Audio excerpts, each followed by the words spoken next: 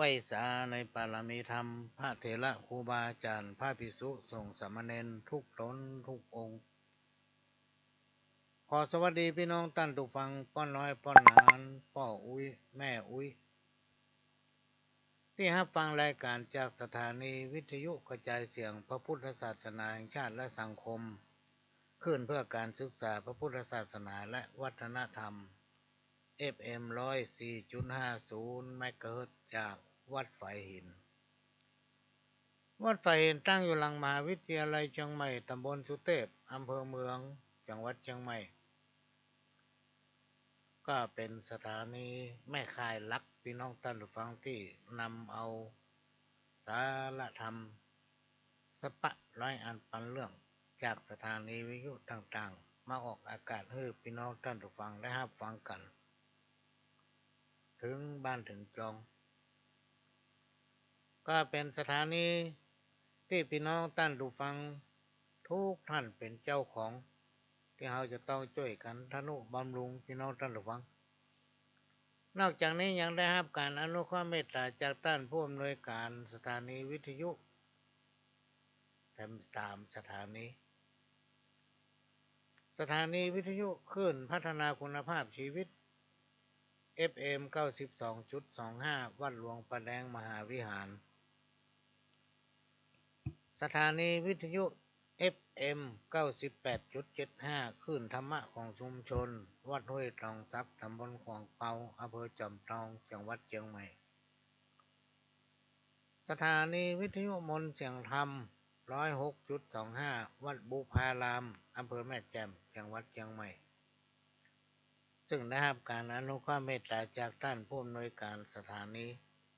ได้นำเอาเสียงนี้เผยแผ่สู่พี่น้องท่านผู้ฟังแถมสถานีหนึ่งพี่น้องท่านผู้ฟังสามารถรับฟังรายการนี้ตั้งแต่เวลาบ่ายโมงไปจนถึงบ่าย3 โมงฟังพร้อมกันถึง4สถานีเป็นประจำทุกวันอาทิตย์และก็เป็นประจำทุกวันอาทิตย์พี่น้องท่านผู้ฟังได้รับการอนุเคราะห์เมตตาจากหลวงพ่อท่านพระครูสมุวิศวัตรวรกิจโยท่านผู้อำนวยการสถานีวิทยุของวัดฝายหิน FM 104.50 เมกะเฮิรตซ์นี้หลวงพ่อท่านผู้อำนวยการได้อนุญาตเวลาให้แต่เวลาหนึ่งก็คือตั้งแต่5 โมงถึง6 โมงพี่น้องท่านผู้ฟัง5 โมงถึง6 โมงทุกวันอาทิตย์นอกจากเราปะกันตั้งแต่เวลาบ่ายโมงถึงบ่าย3แล้ว4-5 โมงเขาก็มาปะกันแถมรอบหนึ่งพี่น้องท่านผู้ฟังถึงภาคบ่ายภาคค่ำ ฟังได้เนอะพี่น้องท่านผู้ฟังบ่เสียงต่างสักบาท แต่ว่าต้องทำอาหารก่อนนะต้องแยกกินนึ่งข้าวก่อนแมลงถ้าข้าวมีแล้วอาหารมีแล้วลูกเต้าเราหลานกลับจากแยกการทำงานมาบ่ต้องเดือดร้อนละมาถึงก็ได้กินเลยเนี่ยเมาฟังวิทยุกำเดียวเอาวิทยุไปจุ่มน้ำเป็นเจ้าแม่อุ้ยนะไปฟังวิทยุติ๊กฟังรายการไผ่เนี่ยเนาะ ฟังอย่างล่ำเบลือยอยากกินข้าวก็อยากการทำงานมาเนาะดำเนินรายการด้วยเข้ากับผมพ่อหลวงสว่างธาตุอินจันทร์ประธานเครือข่ายกองทุนแม่ของแผ่นดินจังหวัดเชียงใหม่และก็8 จังหวัดภาคเหนือเป็นรองประธานศูนย์ประสานงานกองทุนแม่ของแผ่นดินแห่งชาติเป็นประธานคณะที่ปรึกษาผู้ตรวจราชการด้านต่างๆภาคประชาชนจังหวัดเชียงใหม่ก็เป็นอาสาพี่น้องท่านผู้ฟังเป็นห้องว่าอาสาสมัครเนาะที่เปิ้นคัดเลือกเข้าไปเพื่อรับใจก็รับใจพี่น้องประชาชนเป็นตัวแทนของเจ้าบ้านพี่น้องท่านผู้ฟังที่แรกก็ตั้งใจว่าโอ้ถ้าปี2565นี่ถ้าจะยั้งไอ้เนาะ ให้ย่างแต่มันย่างบัดได้พี่น้องท่านฟังด้วยจิตวิญญาณที่เราเกิดมาเป็นคนแล้วก็มีจิตใจที่ฮักงานสังคมหลายๆด้านโดยเฉพาะงานกองทุนแม่ของแผ่นดินเนี่ยพี่น้องท่านผู้ฟังงานกองทุนแม่ของแผ่นดินซึ่งเป็นหน่วยงานที่เป็นได้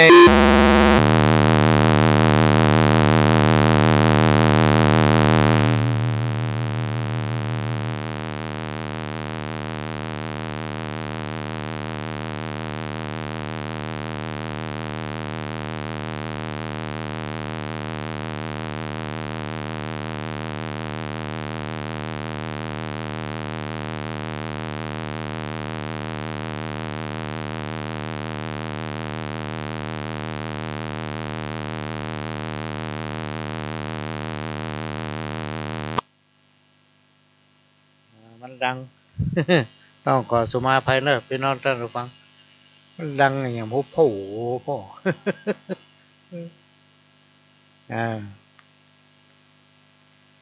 ก็เป็นงานที่เปิ้นได้มอบหมายให้ตังปปสตั้งแต่ส่วนกลางลงมาถึงภาคต่างๆให้ทำหน้าที่ดูแลพี่น้องท่านผู้ฟังพี่น้องประชาชนหมู่บ้านของรุ่นแม่ของแผ่นดินโดยเมื่อหลายปีผ่านมาพี่น้องท่านผู้ฟังได้รับการโปรดเกล้าโดยสมเด็จพระนางเจ้าพระบรมราชินีนาถหรือพระพันปีหลวงนะท่านได้พระราชทานพระราชทรัพย์ส่วนพระองค์มอบให้ปปสส่วนหนึ่งแล้วก็ปปสก็จัดหางบประมาณเข้ามาสมทบแล้วก็จัดตั้งหมู่บ้านกองทุนแม่ของแผ่นดินโดยได้นำเงินพระราชทานโดยสมเด็จพระนางเจ้าหรือพระพันปีหลวงเนี่ยมาแต่ละหมู่บ้านเพื่อตั้งเป็นหมู่บ้านกองทุนแม่ของแผ่นดินด้วยเงินขวัญถุงกองทุนแม่ของแผ่นดิน 8,000 บาทนอกจากนั้นพี่น้องท่านผู้ฟังก็หามาสมทบด้วยแรงศรัทธานะของตนเองของหมู่บ้านชุมชนนั้นๆก็หาเงินมาสมทบแล้วก็นำมาบริหารเพื่อนำเอาปัจจัยหรือว่าเงินขวัญถุงของทุนแม่ของแผ่นดินจากการตั้งเก้าเดิม 8,000 หามาสมทบแทนแล้วก็นำบริหารช่วยเหลือพี่น้องประชาชนที่ได้รับความทุกข์ยากเดือดร้อนบนห้องว่าพระราชทานให้โดยบ่คิดดอกฮื้อไปโดยบ่หวังเอาคืนแต่ครอบครัวนั้นจะต้องเป็นครอบครัวที่มีความดีงามพอสมควรเป็นสมาชิกกองทุนแม่ของแผ่นดินอันนี้ก็ทำมาเป็นระยะเวลาหลายปีพี่น้องท่านผู้ฟังโดยเริ่มต้นตั้งแต่ภาคเหนือของเรานี่ตั้งแต่ปี2547โดยมีการส่งเสริมและให้แนวคิดปลูกฝังพี่น้องราษฎรในหมู่บ้านกองทุนแม่ของแผ่นดินรวมไปถึงลูกเต้าเหล่าหลานว่าการที่เขาได้รับพระราชทานเงินขวัญถุงกองทุนแม่ของแผ่นดินเข้าสู่หมู่บ้านชุมชนเป็นหมู่บ้านกองทุนแม่ของแผ่นดินนั้นเขาจะต้องรักษาความดีงามหลายประการเป็นต้นว่าความสมัครสมานสามัคคีมีความสามัคคีอยู่ด้วยกันเหมือนพี่เหมือนน้องแล้วก็ช่วยกันเฝ้าระวังปัญหาด้านยาเสพติดส่งเสริมให้พี่น้องชาวบ้านมีอาชีพทำที่สุจริต แล้วก็เฝ้าระวังละอ่อนเยาวชนลูกเต้าเหล่าหลานบ่ให้ไปยุ่งเกี่ยวกับสิ่งเสพติดทั้งหลายอันเนี้ยที่เพิ่นว่ามันบ่ดีนะพี่น้องท่านผู้ฟังจะสังเกตหันจากข่าวว่าถ้าไผไปติดไปเสพยาบ้าเนี่ยเสพไปมันทำให้เสียคนเสียสตินะสมองเลอะเลือนกลายเป็นบ้าไป ปัญหาที่มันเกิดขึ้นทั้งวันเนี่ยพี่น้องท่านฟังฆ่าพ่อฆ่าแม่ฆ่าปู่ย่าตายายเผาบ้านตัวเก่าทำลายทรัพย์สินของตนเองเพราะฉะนั้นหมู่บ้านกองทุนแม่ของแผ่นดินนั้นจึงจะเป็นหมู่บ้านต้นแบบที่รักษาไว้ซึ่งวัฒนธรรมประเพณีที่ห้อยอย่างต่างๆและก็สร้างคนเพื่อเป็นคนดีเพื่อเป็นคนต้นแบบในสังคมชุมชนนั้นๆคำว่าครอบครัวต้นแบบเนี่ยพี่น้องท่านผู้ฟังเขาจะต้องมีการพัฒนาตนเองและก็คนในครอบครัวเป็นต้นว่าผัวผู้เป็นผัวผู้เป็นสามีก็ต้องพิจารณาตัวเก่าว่าการดำเนินชีวิตของตนเองถึงวันเนี่ยเป็นยังไงพ้องในสิ่งที่บดีเขาก็แก้ไขผู้เป็นสีภรรยาก็ต้องมาพิจารณาว่าการดำรงชีวิตถึงวันเนี่ยมันเป็นจะได้พ้องทุกอย่างพี่น้องท่านผู้ฟังเขาจะรู้ด้วยตนเองว่าตนเองทำมาอย่างที่มันผิดพลาดทำมาอย่างที่มันถูกต้องเขามั่นใจว่าอันนี้มันดีแล้วนะมันบัดทำเมื่อตนเองเดือดร้อนบัดทำเมื่อคนอื่นเดือดร้อนถ้าทั้งสองคนผัวเมียหรือว่าสามีภรรยาได้พิจารณาแล้วปรับปรุงตนเองเพื่อเป็นต้นแบบประการแรกก็คือเป็นแบบให้แก่ลูกแก่คนในครอบครัวของตนเองพี่น้องท่านผู้ฟังเป็นแบบให้เขาผู้เป็นลูกก็ต้องมาพิจารณาว่าพ่อแม่เขาอุตส่าห์เลี้ยงเขามาหรอก เลี้ยงเขามาจนอายุปัจจุบันคือการศึกษายิ่งในยุคปัจจุบันนี้พี่น้องท่านผู้ฟังจะต้องมีการศึกษาจะต้องห้ามต้องเรียนไปติ๊กมันถึงแบบจบมันถึงแบบเสี่ยงเรียนไปติ๊กให้สังเกตเห็นว่าต้านผู้มีเกียรติหรือต้านที่มีภูมิปัญญาของเขาเนี่ยหลายต้านด้วยกันบางผู้บางต้านอายุเป็น60-70ก็ยังเรียนปริญญาตรีปริญญาโทอย่างในราชภัฏก็ดีทั้งแม่โจ้ก็ดีนักหนาเพราะอย่างการเรียนแล้วมันไม่จบมันมีเสี่ยงเพราะอย่างพี่น้องท่านผู้ฟังเฮาถึงฮือละอ่อนศึกษาเราเรียนไปติ๊กในสังคมยุคปัจจุบันเราจะเห็นว่ามันมีคนหลากหลายและคนมันนักขึ้นโดยเฉพาะเอาใกล้ๆตัวนะคือหมู่บ้านของเราเนี่ยสมัยก่อนมีที่หลังหรอกแต่มาในยุคปัจจุบันมันมีคนเพิ่มขึ้นจาก100เป็น200จาก200เป็น300ยังมีอย่างหมู่บ้านหนึ่งพี่น้องท่านผู้ฟังแต่ก่อนนี่มีประมาณ10 กว่าหลังก็หลวงหันในข่าวทีวีนี่แหละเพิ่นก็บอกว่าเมื่อก่อนนั้นก็มีบ่ถึง20หลัง10 กว่าหลังเท่านั้นแหละแต่มาปัจจุบันเนี่ยคนมันขยายเพิ่มขึ้นจากลูกจากหลานไปเป็นเหลนจากเหลนก็ไปเป็นหลน แล้วคนต่างนอกเข้ามาแทรกเข้ามาอยู่ทำก็เลยกลายมีหัวบ้านหางบ้านอะไรกันนั้นจากมีครอบครัว10 กว่าครอบครัวกลายไปเป็น20 30 40 50เป็น100 200 300นี่เป็นต้นเพราะฉะนั้นเมื่อคนมันหลายพี่น้องท่านผู้ฟังถ้าเรามีการศึกษาเนี่ยเราสามารถที่ไปประกอบอาชีพเนี่ยการทำงานอะไรอย่างเต็มเป็นหลักเป็นแหล่งได้โดยเฉพาะหลายๆโรงงานเนี่ยเพิ่นจะเอาคนที่มีการศึกษาอย่างต่ำกว่าวุฒิป.ช.ละ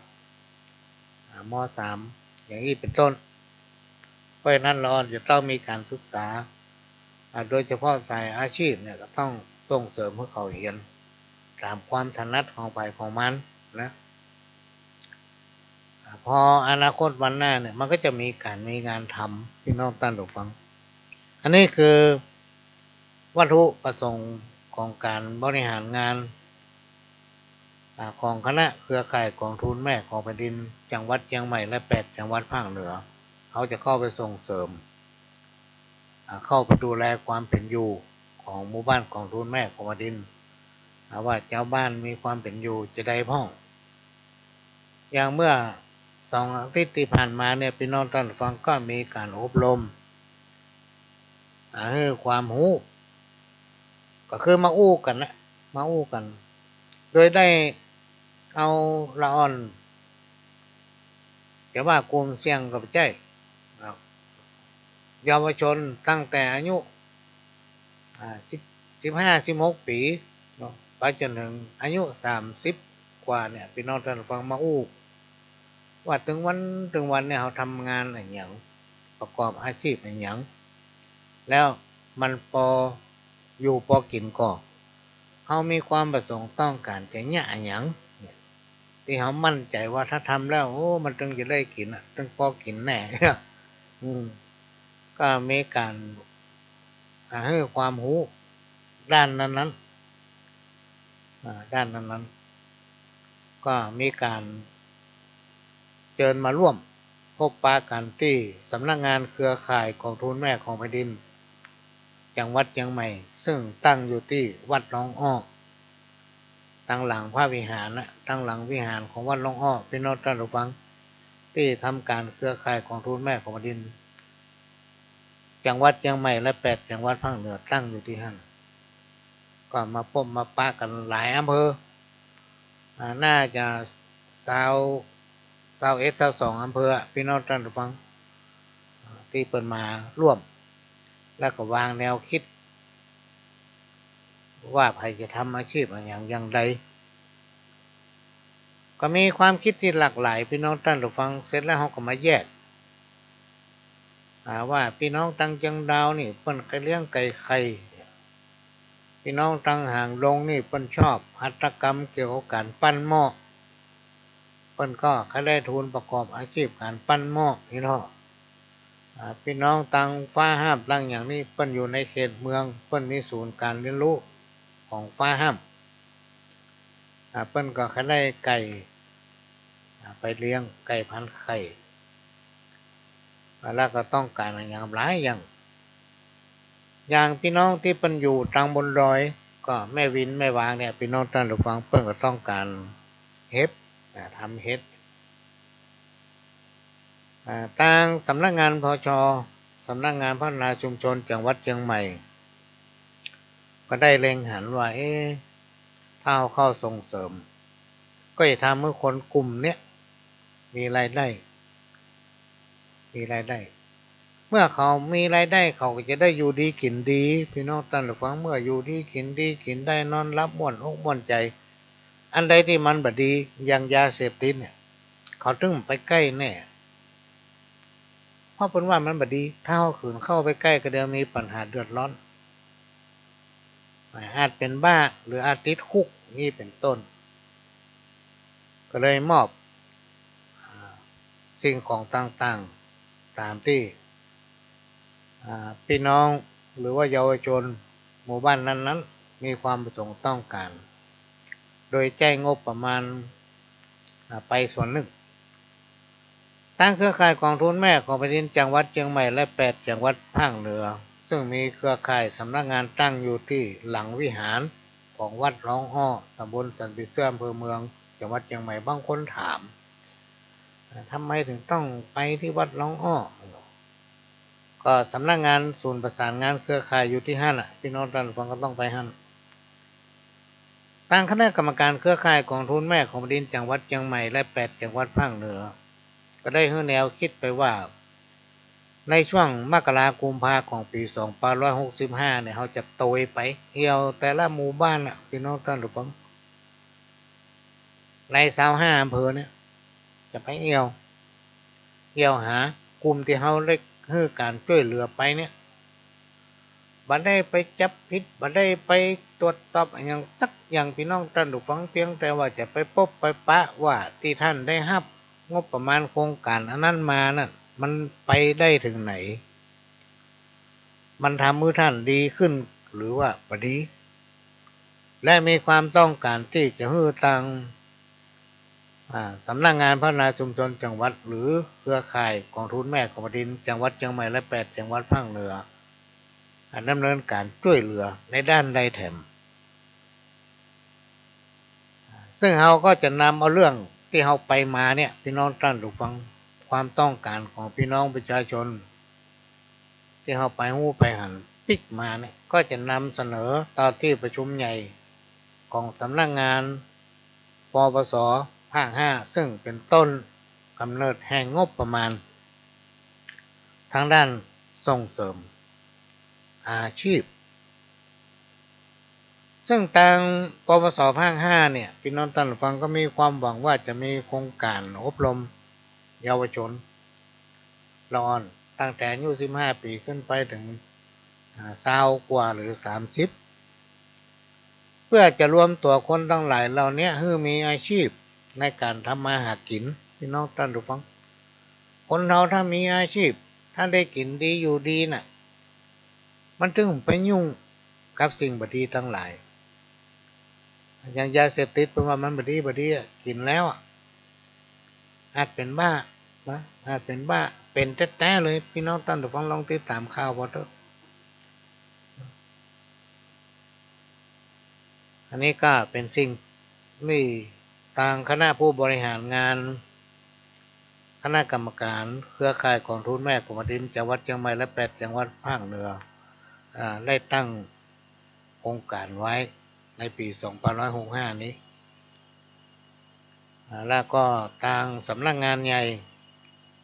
ของปปสภาค5ก็ได้ให้การสนับสนุนทางด้านความคิดหลากหลายประการแล้วก็สำนักงานพัฒนาส่วนจังหวัดเชียงใหม่ก็มีความยินดีที่จะลงไปให้ความรู้จะลงไปเป็นวิทยากรอาจจะลงไปเพื่อนำเอาปัญหาที่ท่านมีอยู่เนี่ยเข้ามาเสนอไปยังส่วนกลางตั้งเครือข่ายกองทุนแม่ของแผ่นดินโดยคณะผู้บริหารก็จะดำเนินการตามความต้องการของท่านเพื่อให้ได้อยู่เย็นเป็นสุขในปี2565เนี่ยพี่น้องท่านผู้ฟังก็มีโครงการจากกรมเลยซึ่งเล็งเห็นความสำคัญว่าในการคัดเลือกเอาหมู่บ้านต้นแบบของแต่ละอำเภอนั้นมันเป็นประโยชน์พี่น้องท่านผู้ฟังอย่างมากมายมหาศาลเพื่อจะมาเป็นแบบให้หมู่บ้านชุมชนในสังคมชุมชนท้องถิ่นท้องที่หรือว่าในพื้นที่เขตนั้นๆในปี2565นี่ก็ได้แจ้งให้ท่านทราบว่าเดือนไหนเขาจะไปพบปะพี่น้องหมู่บ้านกองทุนแม่ของแผ่นดินที่ไหนพ้องนะและการหลายๆท่านพี่น้องท่านผู้ฟังที่ปีนี้เป็นปีที่ตามกระแสข่าวนี่มันจะหนาวเหมือนเกี่ยวกับอากาศมันจะหนาวเหมือนแต่ทั้งลุ่มเขาเนี่ยมันพอหนาวเท่าใดล่ะได้ระยะ2-3 วันมานี่นอนไปได้ห่มผ้าละว่ามันร้อนแต่พี่น้องตำบลดอยยังหนาวอยู่ตรงยังหนาวหลายๆท่านที่โทรมานั้นมีความประสงค์ที่ต้องการแค่ได้ผ้านวมผ้าห่มใหม่เก่าก็เหมาเพราะเก่าพี่น้องท่านฟังบางทีเป็นผ้ามือสองก็หลวงต้องเอามาใส่เอามาซักเอามาคนแล้วเวลาเราส่งไปหาเปิ้นบางทีมันพุดมันขาดมันเปื้อนนั่นเปื้อนนี่มันก็กลัวก็เลยอยากจะแจ้งพี่น้องท่านฟังว่าใครที่มีความประสงค์จะแบ่งปันผ้าห่มผ้านวมข้าวสารอาหารแห้งให้พี่น้องทางบนดอยเชิญเนอะติดต่อได้ก็จะนำไปมอบให้หมู่บ้านที่เป็นทำความดี ทำประโยชน์ให้เกิดขึ้นกับลูกกับหลานกับครอบครัวของตนเองคือคนเฮาเนี่ยพี่น้องท่านผู้ฟังเฮาจะยะหยังก็จ้างเฮาต้องมีการพัฒนาตนเองเป็นประการแรกเมื่อเฮาพัฒนาตนเองแล้วเฮาถึงจะขยายผลอันนั้นไปสู่คนอื่นสิ่งไหนที่เฮาพูดหรือว่าเฮาอู้ไปพี่น้องท่านผู้ฟังเป็นสิ่งที่เฮากระทำมาแล้วมันสำเร็จหรือบ่สำเร็จเฮาสามารถที่นำเอาสิ่งนั้นไปเผยแพร่เพื่อคนอื่นเพิ่นทำต่อได้สิ่งที่บ่ดีก็เว้นบ่ต้องปฏิบัติสิ่งที่มันดีก็นำปฏิบัติเสร็จแล้วความอยู่เย็นเป็นสุขจะเกิดขึ้นเองอย่างที่อู้ไปตะกี้นะว่าบ้านต้นแบบจะต้องมีการพัฒนาตนเองทำเมื่อครอบครัวของตนเองเป็นต้นแบบขยายไปถึงลูกถึงหลานถึงพี่ถึงน้องนี้เป็นต้นทางด้านวัฒนธรรมประเพณีพี่น้องท่านผู้ฟังอันเนี้ยที่เขาจะละไปได้เขาต้องปฏิบัติสืบตามมันเป็นสิ่งที่ปู่ย่าตายายเถระครูบาอาจารย์ปฏิบัติสืบตามกันมาเป็นเวลามาหลายร้อยหลายนี่ปีพี่น้องท่านผู้ฟังมันถึงทำเมื่อเปิ้นอยู่เย็นเป็นสุขมีเข้าของสัมปติก็คือสมบัติมาถึงเฮาซึ่งเป็นลูกเป็นหลานอีเป็นต้นรวมไปถึงความสมัครสมานสามัคคีอย่างทั้งหลายที่มันเกิดบ้านพี่บ้านน้องเนี่ยเพราะอย่างเพราะสิ่งที่ปู่ย่าตายายเขาปฏิบัติสืบตามกันไว้มาจนถึงปัจจุบันเพราะนั้นเราจะต้องสืบทอดเจตนาอันนี้สังคมชุมชนใดพี่น้องท่านผู้ฟังนอกจากจะมีความสมัครสมานสามัคคีอยู่กันเหมือนพี่เหมือนน้องแล้วจะต้องมีศีลธรรมที่เราฟังกันบ่อยๆเนี่ยศีลธรรมจริยธรรมอย่างตั้งหลายเราเนี่ยโดยเฉพาะธรรมะขั้นพื้นฐานตะวานิโอธรรมะขั้นพื้นฐานก็คือศีลห้าข้อซึ่งเป็นสิ่งที่ชาวบ้านหม่องเฮาเนี่ยสามารถนำปฏิบัติได้วันนี้ก็จะมาอู้ย้ำถามว่าเราจะต้องนำเอาวิถีพุทธวิถีธรรมเข้าสังคมชุมชนในหลักคำสอนในทางพุทธศาสนาหรือว่าเตียวห้องกันว่าธรรมะอันเป็นคำสั่งสอนองค์สมมาสัมพุทธเจ้าเนี่ยซึ่งเถระครูบาอาจารย์ท่านผู้รู้เพิ่นเอามาจำแนกศึกษาให้ท่องแท้แล้วก็มาอู้มาบอกเพื่อให้พี่น้องศรัทธาประชาชนที่เป็นพุทธบริษัทที่เป็นศรัทธาเจ้าพุทธได้น้อมนำไปปฏิบัติมาได้ก็เก็บไว้ในใจกันยังดีพี่น้องท่านผู้ฟังก็คือมันจะทำให้เขาอยู่เย็นเป็นสุขจะทำให้จิตใจเขางามไงจิตใจเขาจะงามเนาะเมื่อจิตใจเขางามอันอย่างมันจะเกิดขึ้นเนี่ยก็บ่ยอดเหาะบ่ถอยการดำรงชีวิตของคนเราถึงวันเนี่ยมันอยู่ที่ใจนะพี่น้องท่านผู้ฟังอยู่ที่ใจเป็นผู้บัญชาการสั่งงานไว้อันอย่างที่แต่ว่านี่ได้อู้ไปว่าอันใดก็แล้วถ้าเราทำแต้มันก็ดีแต้ถ้าเราทำบัดแต้มันก็ดีบัดแต้เพราะฉะนั้นถ้าเราจะเชื่อเนี่ยก็ต้องเชื่อแต้นะถ้าไม่เชื่อก็ไม่ต้องเชื่อมันไปเลยโดยเฉพาะในหลักของคนเจ้าล้านนาเขาเนี่ยพี่น้องท่านผู้ฟังปากเนี่ยเป็นเอกเลขยังเป็นโทนะเมตตาจะเกิดก็อยู่ที่ปากความสำเร็จจะเกิดก็อยู่ที่ปากความล้มเหลวจะเกิดก็อยู่ที่ปากคนใดปากเจ็บละอ่อนลูกเต้าเราหลานบ่หุมนะฝูงคนตั้งหลายก็บ่จุ้มเพราะเขาจังกำอู้นี่สำคัญพี่น้องท่านทุกคนสำคัญขนาดครูบาอาจารย์เปิ้นได้กล่าวไว้ว่าจักอู้ฮือเปิ้นฮักยากนักจักหวัง ถ้าเราจะอู้เปิ้นจังกำเดียวก็ได้กำเดียวก็ได้ มันสำคัญที่สุดพี่น้องท่านผู้ฟังจะล้มเหลวก็อยู่ที่กำปากจะประสบความสำเร็จก็อยู่ที่กำปากของเรา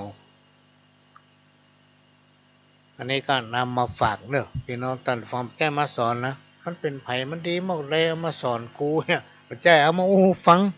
นะมันเป็นรายการที่เพิ่นฮื้ออู้พี่น้องท่านผู้ฟังและประการสำคัญก็ต้องอู้เรื่องตัวเก่าอู้เรื่องในรายการของตัวเก่าไม่ใช่อู้เข้าตัวนะถ้าอู้เข้าตัวเนี่ยมันต้องโฆษณาตัวเก่าว่าตนเองทำมันนั้นทำมันนี้เนี่ยอันนี้เราไม่ได้โฆษณาไม่ได้อวดอ้างสรรพคุณของตนเองเพียงแต่เรานำเอาสาระสัพพะจากประสบการณ์จากการที่ได้ยินได้ฟังมาเล่ามาอู้ฟังบางท่านบ่เข้าใจเมื่อใดมันจะเปิดเพลงหา บางทีเขาเปิดเพลงเปิดซอเปิดอย่างไปพี่น้องท่านผู้ฟังพี่น้องไหลมาปะใส่โอ้เป็นรายการเพลงไปละบ่ฟังละไหลไปนั่งเงินเหียเพราะฉะนั้นมันก็เลยมีเทปเก่ามาเปิดให้ฟังแล้วเทปเก่ามันดึงเอามาจากอันน่ะ Google กันอย่างเนี้ยผู้หลวงก็บอกใกล้ทันนัดมาชัดเจนเกี่ยวกับเรื่องคอมพิวเตอร์เรื่องอย่างเนี้ยพี่น้องท่านฟังถึงวันนี้อาศัยว่าท่านผู้อำนวยการสถานีท่านมีเมตตาอนุเคราะห์เข้ามาอยู่ในเครื่องของผู้หลวงนี่บางทีเราเปิดไปได้น้อยเดียวมันโฆษณาอย่า โฆษณาอย่างโอ้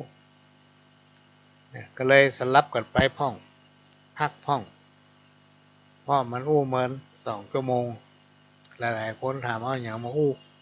หลายคนถามว่าพ่อต้องอู้เป็น1 ชั่วโมง 2 ชั่วโมงเลยกะเนาะอย่างเงี้ยเพิ่นเฮือมาอู้หรอกเนาะก็จะอู้ไปจนตายนะพี่น้องท่านผู้ฟังจนมีคนฟังก็ภาคภูมิใจที่มีคนฟังหลายคนคำอู้บางอย่างเนี่ยพี่น้องท่านผู้ฟังท่านสามารถที่นำไปประยุกต์ใช้กับชีวิตประจำวันได้เอาไปพิจารณาพอเป็นห้องว่าบูรณาการนี่เนาะเอาไปใจได้ว่าสงวนลิขสิทธิ์มาได้สงวนลิขสิทธิ์มีพี่หนานจำชื่อมันได้เฮ้ยจดไว้ละเขียนไว้ละแล้วเอาไว้ไหนมั้งวะเพื่อนเป็นพ่ออาจารย์เก่าวัดลอยเคาะมาหาที่บ้านผมจะขอเอาข้าวของพ่อหลวงข้าวเรื่องผัวตายละข้าวอย่างไรอะไรอย่างเนี่ยไปพิมพ์แจกเนอเนาะแจกคนนั้นคนนี้เพื่อนขอมาผมมาปะมาอ่านพอแล้วโอ้มันฟังแล้วมันมีสาระเอาวันได้เลยเนาะแล้วก็ยกใต้น้อยว่าได้ข้าวนี้มาจากไหนเนาะพ่อหลวงก็บูรณาการเอาละเอาจากหันน้อยนี่น้อยนะเอามาอ่านเอามาออกอากาศให้พี่น้องท่านผู้ฟังได้ฟังกันซึ่งคิดว่าพี่น้องท่านผู้ฟังบอกว่าจะเป็นธรรมะคำสอนสุภาษิตคำสอนบอกว่าจะเป็นข้ออย่างก็แล้วแต่ที่มันมีสาระฟังแล้วมันเกิดประโยชน์กับคนฟังนะอย่างน้อยๆ10 คนฟังเนี่ยมีสัก2 คนเนี่ยได้ประโยชน์จากการฟังนั้นก็ถือว่าดีละมันมีการสงวนลิขสิทธิ์พี่น้องท่านผู้ฟังห้อยไปสงวนลิขสิทธิ์มันอย่างพ่อเอาไปจ่ายอายุถึง100ลงนะและการดำเนินรายการของทุกรายการเนี่ยพี่น้องท่านผู้ฟังมันได้มีประโยชน์อย่างไม่แอบแฝงเขาบอกว่าได้ประโยชน์จากอันนั้นอันนี้เป็นผู้ที่มีคุณงามความดีและก็เสียสละที่ยอดเยี่ยมเหมือนกับท่านเกษตรเพชรสำริดเนี่ยพี่น้องท่านผู้ฟังท่านเกษตรเพชรสำริดนี่เป็นผู้ที่มีจิตอาสาฮับใจพี่น้องท่านผู้ฟังรวมไปถึงฮับใจท่านผู้อำนวยการหลายๆสถานีท่านเป็นวิทยากรที่เป็นต้นแบบให้กับสังคมให้กับชมรมให้กลุ่มที่ฮักในการข่าวที่ฮักในการเป็นวิทยากรในการ จัดรายการของสถานีวิทยุ นอกจากนี้ท่านยังได้ร่วมช่วยกันทนุบำรุงสถานีเพื่อให้อยู่ได้อันนี้เป็นผู้ที่มีความเสียสละพี่น้องท่านผู้ฟังยอดเยี่ยมหลายๆปีผ่านมาท่านปฏิบัติตัวนี้ในปี2565นี่พุ่นน่าจะเป็นกลางปีก็จะจวนสมัครพรรคพวก ที่ก็ร่วมนับถือเนาะจะมอบสินน้ำใจให้กับท่านเกษตรเพชรสำริดสักอันหนึ่งยังไม่รู้เป็นอย่างเต้นนะพี่น้องท่านผู้ฟังแต่ว่ามีความสำคัญระดับจิตใจของคนทั้งหลายรวมไปถึงตัวของผู้ที่ปฏิบัติหน้าที่อาสาเข้ามาฮับใจพี่น้องท่านผู้ฟังทั้งหลายที่เป็นเจ้าพุทธนอกจากจะร่วมกันจันลงไว้ซึ่งพระพุทธศาสนา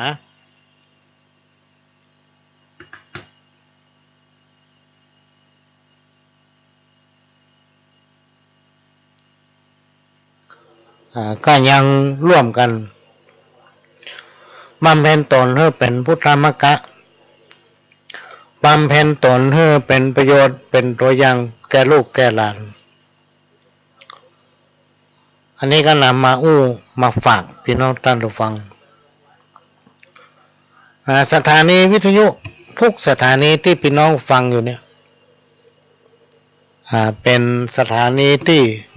ก่อตั้งขึ้นมาด้วยใจของท่านผู้อำนวยการและก็ผู้สนับสนุนนะซึ่งเราจะต้องได้ช่วยกันทนุบำรุงสืบสานไว้พี่น้องท่านผู้ฟังเพื่อลูกเพื่อหลานเขานะเงินทองสิ่งทรัพย์บ่มีภัยป้ามาแต่ต้องบาปบุญและกรรมบ่มีภัยคนใดช่วยป้องต้องรับโทษด้วยตนเองบรรณาถือตู้พระนับผ้าเหลืองที่เปิ้นห่มตุ้มเลี้ยงมาลายระวังเป็นวอ อันนี้เป็นกรรมที่คนเราคนแก่ประแต่งแต้มเขียนไว้พี่น้องท่านผู้ฟังทั้งหลายมันมีไผที่เกิดมาแล้วจะมาพร้อมกับกองเงินกองทองนะบาปบุญและกรรมเกิดขึ้นจากการกระทำของไผของมันไผจะแต้นไผตึงมาได้พี่น้องท่านฟังเรื่องที่กล่าวมาเนี่ยจะต้องรับโทษด้วยตนเองคนโบราณแต่ก่อนเนี่ยเพิ่นกล่าวไว้ทำกรรมหนึ่งที่เป็นคติเตือนใจและห้ามบ่ให้ทำก็คือเวลาเขามานับถือตุมานับถือพระเนี่ยพี่น้องท่านผู้ฟังเพิ่นกล่าวไว้ว่าให้นับผ้าเหลืองที่เปิ้นห่มตุ้มเขาจะสังเกตหันได้ว่าสมมติว่าเราอ่อนน้อยอายุ11 ปี10 ปีก็แล้วแต่เอาห้องมันบักแก้วอะไรมันก็ พอวันใดวันหนึ่งมันมีใจเลื่อมใสในพุทธศาสนาเข้าไปบวชเป็นสามเณรน้อยทุกคนหลบพี่น้องท่านฟังจะต้องไหว้สาละพระที่ไหนก็ไหว้โอ้เน้นน้อยสังเกตได้ว่าเวลาเขาจะกินจะทานเนี่ยกาพระสงฆ์องค์เจ้ากาพระเนรเนี่ยพี่น้องท่านผู้ฟังบอกว่าจะไปปะเปิ้นบิณฑบาตบอกว่าจะไปในวัดบอกว่าจะมีกิจกรรมการงานอันเป็นกิจในทางพุทธศาสนาก่อนที่เราจะทานหรือว่าถวายสิ่งใดสิ่งหนึ่งเขาจะต้องยกมือขึ้นโลกพี่น้องท่านผู้ฟังขึ้นท่วมหัวพุ่นสาธุตั้งจิตอธิษฐานแล้วถวายเนี่ยปั้นถึงว่าคนที่เป็นพระเนี่ย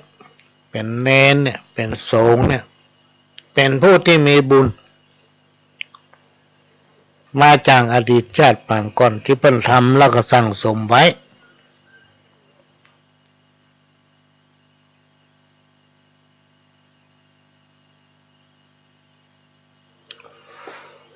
คนที่มีบุญนี่บัจเจ้อยู่ได้นะพี่น้องท่านผู้ฟังบัจเจ้าอภัยกับไปบวชอยู่วัดได้ เพิ่นเลยมีกรรมห้ามว่าบัดนี้นินทาบัดนี้เล่าขวัญตุเจ้าบัดนี้เล่าขวัญพระเถระครูบาอาจารย์ซึ่งเปิ้นเป็นผู้ที่มีความเสียสละแม้กระทั่งความสุขของตนเองเข้าไปบวชในพุทธศาสนาเข้าไปบวชอยู่วัดเพื่อสืบแปลน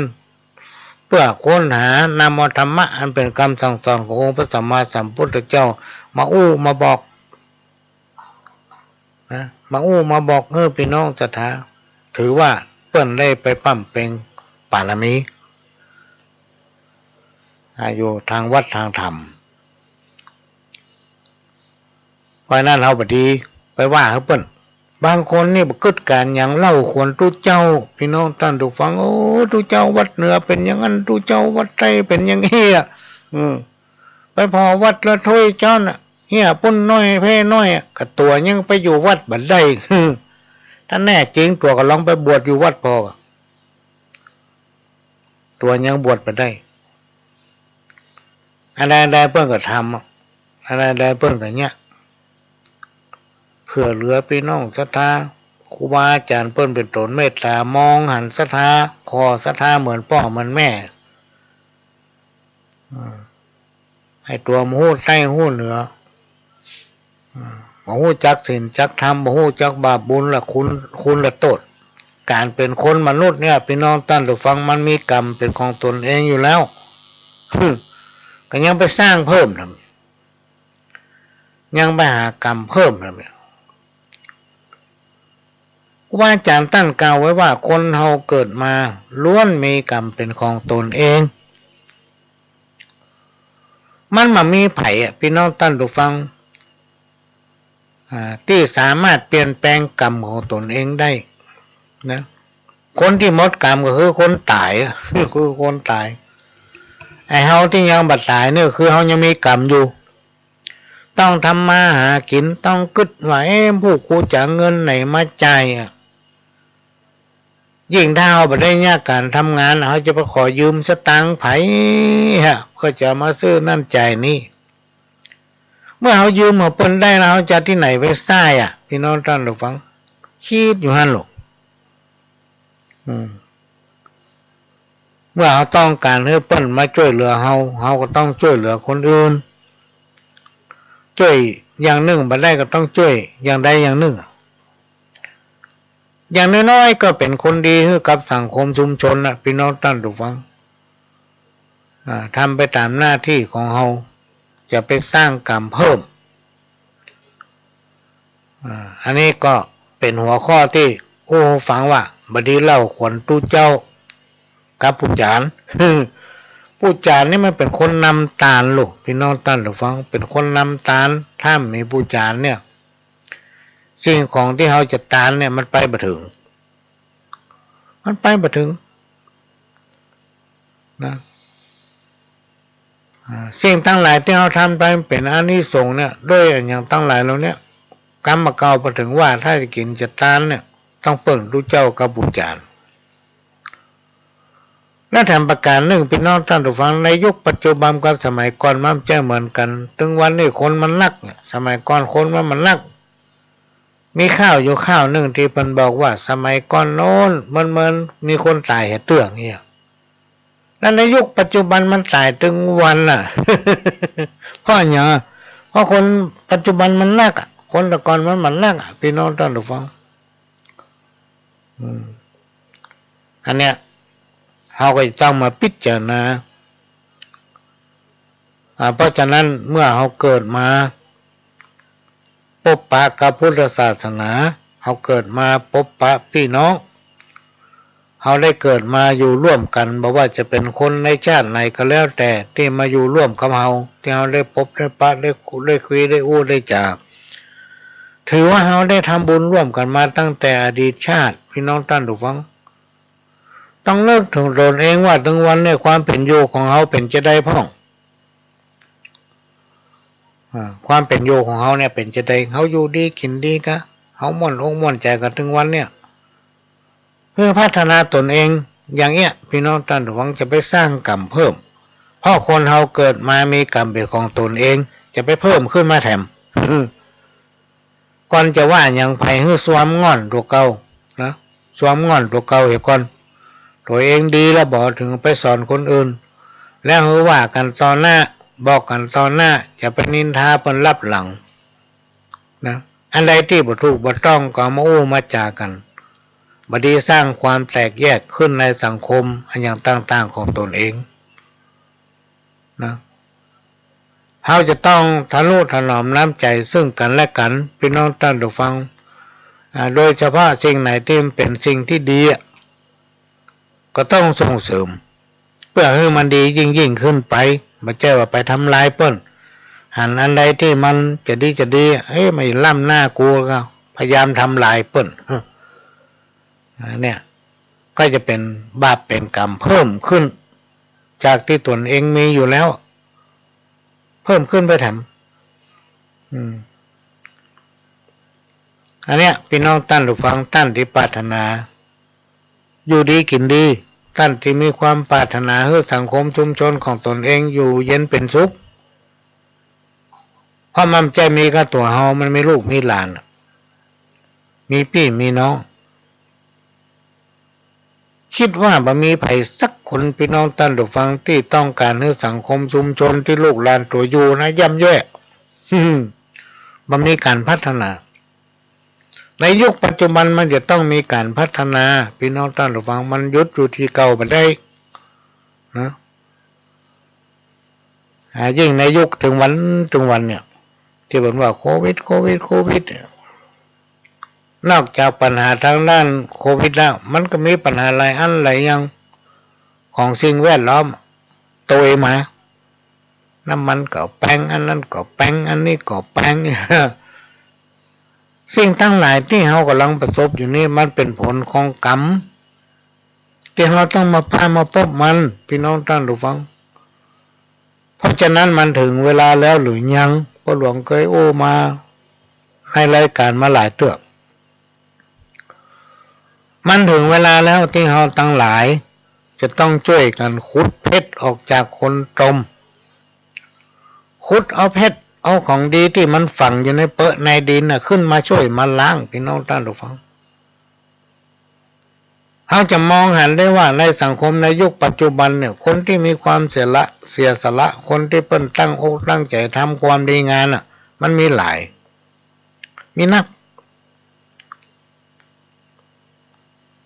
เราจะต้องช่วยกันส่งเสริม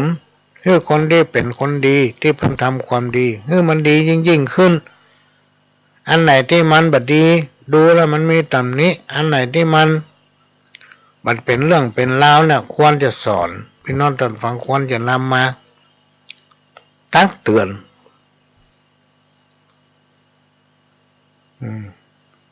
เพื่อให้สิ่งที่บดีนั้น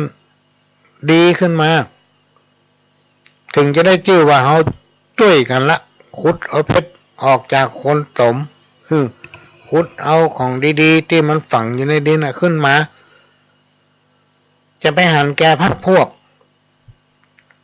จะไปหันแก่มิตรสินจ้างจะไปมัวก้าเก่งใจนะจะไปมัวก้าจะชิงดีชิงเด่นเพราะอย่างพี่น้องท่านผู้ฟังเพราะเฮาอายุไปแจ้งถึง100บ่เมินเฮาก็ตายทุกคนก็จะต้องตายเหมือนกันหมดเฮาจะเสียสละนำสิ่งดีๆเข้าสู่สังคมชุมชนเพื่อลูกเพื่อหลานเหมือนปู่ย่าตายายที่เพิ่นปฏิบัติสืบตามกันมาเฮาทำได้แอบมาได้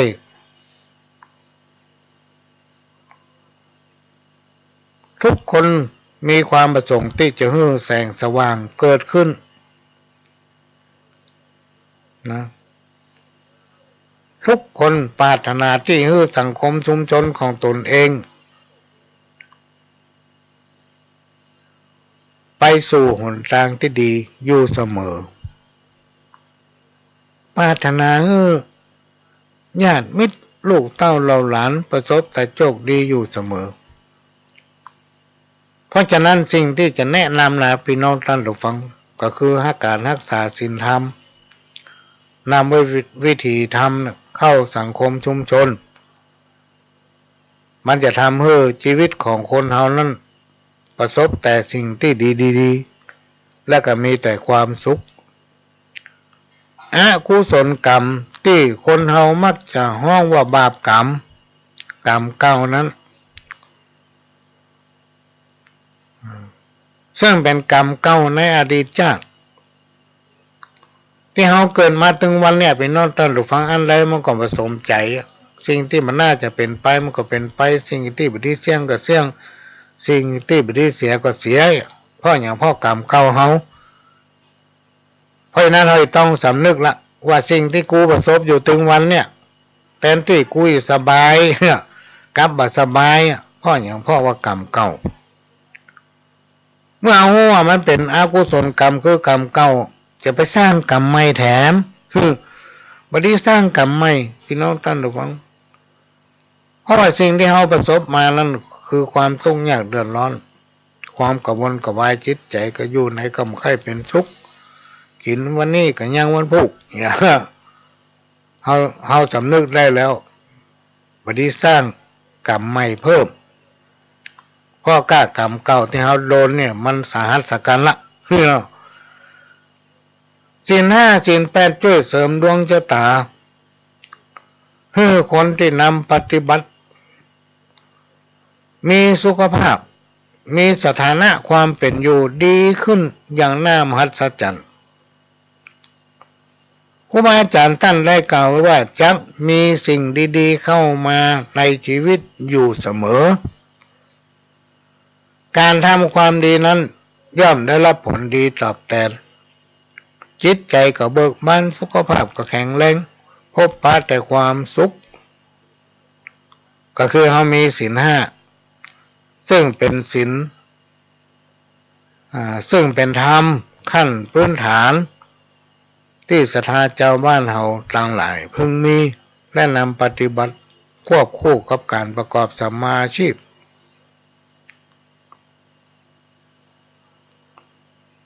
การใช้ชีวิตประจำวันพี่น้องท่านผู้ฟังซึ่งมันจะต้องพบเจอกับอย่างสปาเป็นประจำวันที่เฮาหลีกเลี่ยงถึงไม่ได้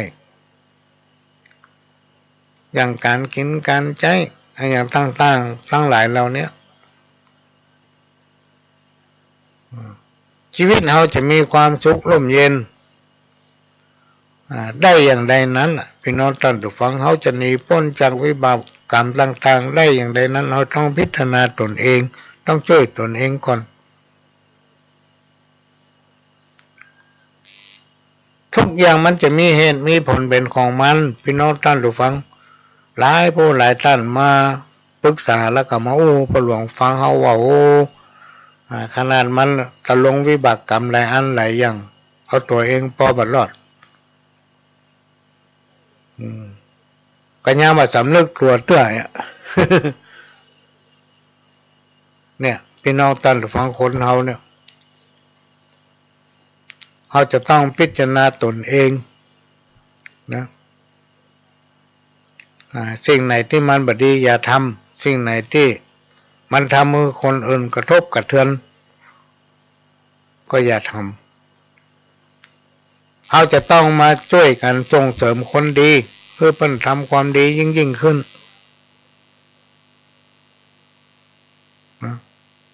อันนี้เป็นสิ่งที่นำมามาเล่าแล้วก็ฝากเพื่อกับพี่น้องท่านผู้ฟังได้ช่วยกันเป็นสิ่งที่เราจะต้องช่วยกันละพี่น้องท่านผู้ฟังถ้าเราไปช่วยกันละสิ่งทั้งหลายที่เราพบเราปะที่เราหันเนี่ยมันจะแพร่ขยายออกไปพี่น้องท่านผู้ฟังแล้วในที่สุดถ้าเราซึ่งมันเป็นความจริงเขาจะต้องตายพี่น้องท่านผู้ฟังทุกคนเนี่ยจะต้องตายเมื่อเขาตายแล้วลูกหลานเขาอยู่คิดว่าจะต้องบ่มีไผสักคนที่ต้องการให้ลูกหลานอยู่ในสังคมชุมชนที่ย่ำแย่สังคมชุมชนที่หันแก่ตัวสังคมชุมชนที่เดือดร้อนอยู่เป็นนิดพิษกันอยู่ตลอดเนี่ย นึ่งใครใกล้เพราะฉะนั้นมันถึงเวลาที่เราตั้งหลายจะต้องร่วมกันค้นหาคนดีร่วมกันขุดเอาเพชรเอาแสงออกจากขี้เปอะร่วมกันส่งเสริมคนดีเพื่อเป็นคนดีของสังคมชุมชนนั้นมาถึงตรงนี้จะขอยุดสักคำแล้วก็จะเปิดเทปของผู้ฟังสักแป๊บหนึ่งนะพี่น้องท่านผู้ฟังก็เดี๋ยวก็มาปากันทำรอบเจิญฟังครับเป็นเทปเก่าตะวานั่นนะมันแบบสำเร็จเปิ้นก็ให้กู้เพิ่มแถมเปิ้นอย่ามาสอนมาจี้แน่พี่น้องสมัยก่อนมีแต่ละพี่น้องท่านผู้ฟังถ้าไปเอายืมเงินเปิ้นมาลงทุนเนี่ยเปิ้นมาตัวสอนว่าเฮาเนี่ยอย่างเนี่ยยกตัวอย่างเปิ้นหลวงอยู่บ้านนอกสมัยนั้นเปิ้นปลูกเปิ้นมีโรงบ่มเนาะโรงบ่มปลูกยาสูบนี่นะที่เปิ้นเอามาซอยเป็นเส้นเอามามวนบุหรี่หรือว่ามาแช่น้ำแล้วน้ำมันนั้นไปลดไปลาดพืชผักดอกไม้ทำให้ใบมันงามดอกมันใหญ่ถ้าเอาไปลดพืชผักเป็นต้นว่าผักกาดผักชีผักแคหอมป้อมใบหอมผักที่มันกินได้เนี่ยใบมันงามมันหนา ใบยาสูบนี่นะถ้าเอาไปติดต่อว่าเขาจะปลูกยาสูบเพิ่งจะถามว่าจะปลูกนักกอถ้าว่าสักให้ภาษีเนี่ยเพิ่นจะคิดให้เขาเลยพี่น้องท่านฟังว่าให้ภาษีมันจะต้องปลูกกี่ต้นและจะใช้ปุ๋ยอย่างพ่องปุ๋ยอย่างใดนะคนสมัยก่อนเนี่ยเพิ่นจะบอกเขาเลยสูตรอย่างแล้วเพิ่นให้แนะนำว่าใจขี้งัวขี้ควายเนี่ยขี้เป็ดขี้ไก่เนี่ยพี่น้องท่านฟังเอามาเป็นหลักล่ะเป็นปุ๋ยธรรมชาติเพิ่นจะมีการอบรมโดยมาแนะนำวันที่เอาได้กล้ามันมาเนี่ยเปิ้นก็มาโตยมาบอกว่าต้องเก็บถึงอันเนี้ยอย่างนี้พอวันที่เราจะปลูกเปิ้นก็ไปสอนถึงสวนเลยนะ ว่าต้องใจฟางก็ดีใจใบตองก็ดีทำเป็นกงกล้วยทำเป็นกล้วยคุมไว้มันมาสอนหมดพี่น้องท่านฟังทุกอย่างทุกระยะเอาจนใหญ่จนมีผลผลิตคือเราจะเก็บไปขายเนี่ยเพิ่นก็มาสอนเก็บหวานใบตีนมันเนี่ยมันราคามันถูกเนอะใบทางกลางมันก็จะแปลงน้อยเพิ่นจะมาสอนทุกอย่างเลยพี่น้องท่านฟังแยกขนาดเกรด A เกรด B เกรดอย่างเนี้ยเป็นอย่างเพิ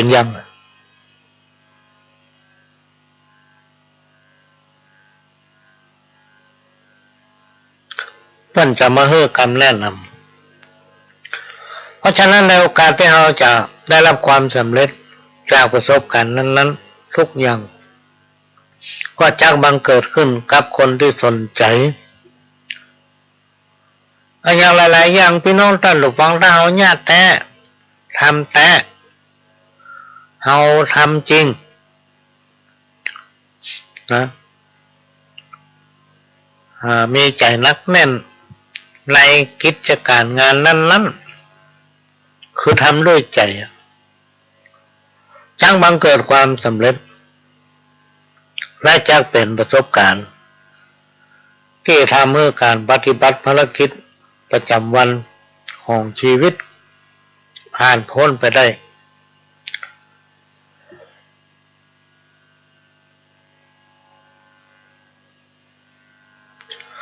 ต่อไปเป็นศีลข้อที่5ศีลข้อที่5สุราเนาะชื่อมันเว้นจากการดื่มน้ำเมาและเสพสิ่งเสพติดให้โทษศีลข้อเนี้ยพี่น้องท่านผู้ฟังมันทำให้คนเราขาดสติ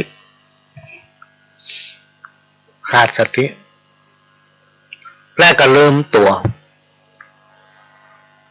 และยังเป็นสาเหตุทำให้เกิดการกระทำความผิด การดื่มน้ำเมารวมไปถึงสิ่งเสพติดยาบ้าเนี่ยเป็นว่ามันบดีหลายๆคนสมัครใจเข้าไปหามันสมัครใจเข้าไปหามันเข้าไปกินไปเสพไปสูบทั้งที่หู้อยู่ว่าบดีคนไหนถ้าตัดสินใจเข้าไปนะพี่น้องท่านผู้ฟังมันจะทำให้ชีวิตเปลี่ยนอุปนิสัยก็เปลี่ยนจากที่กันที่เป็นคนดีๆพี่น้องท่านผู้ฟังว่านอนสอนง่ายมันดื้อรั้นพอไปเสพสิ่งเสพติดไปติดยาบ้าเนี่ยจะกลายเป็นคนที่บ่ฟังไผพี่น้องท่านผู้ฟัง เป็นคนที่บ่ฟังไผละเมื่อวันเป็นบรรยากาศทำงานมันก็นอนหลับเหรอเมื่อคืนเป็นหลับมันบ่หลับ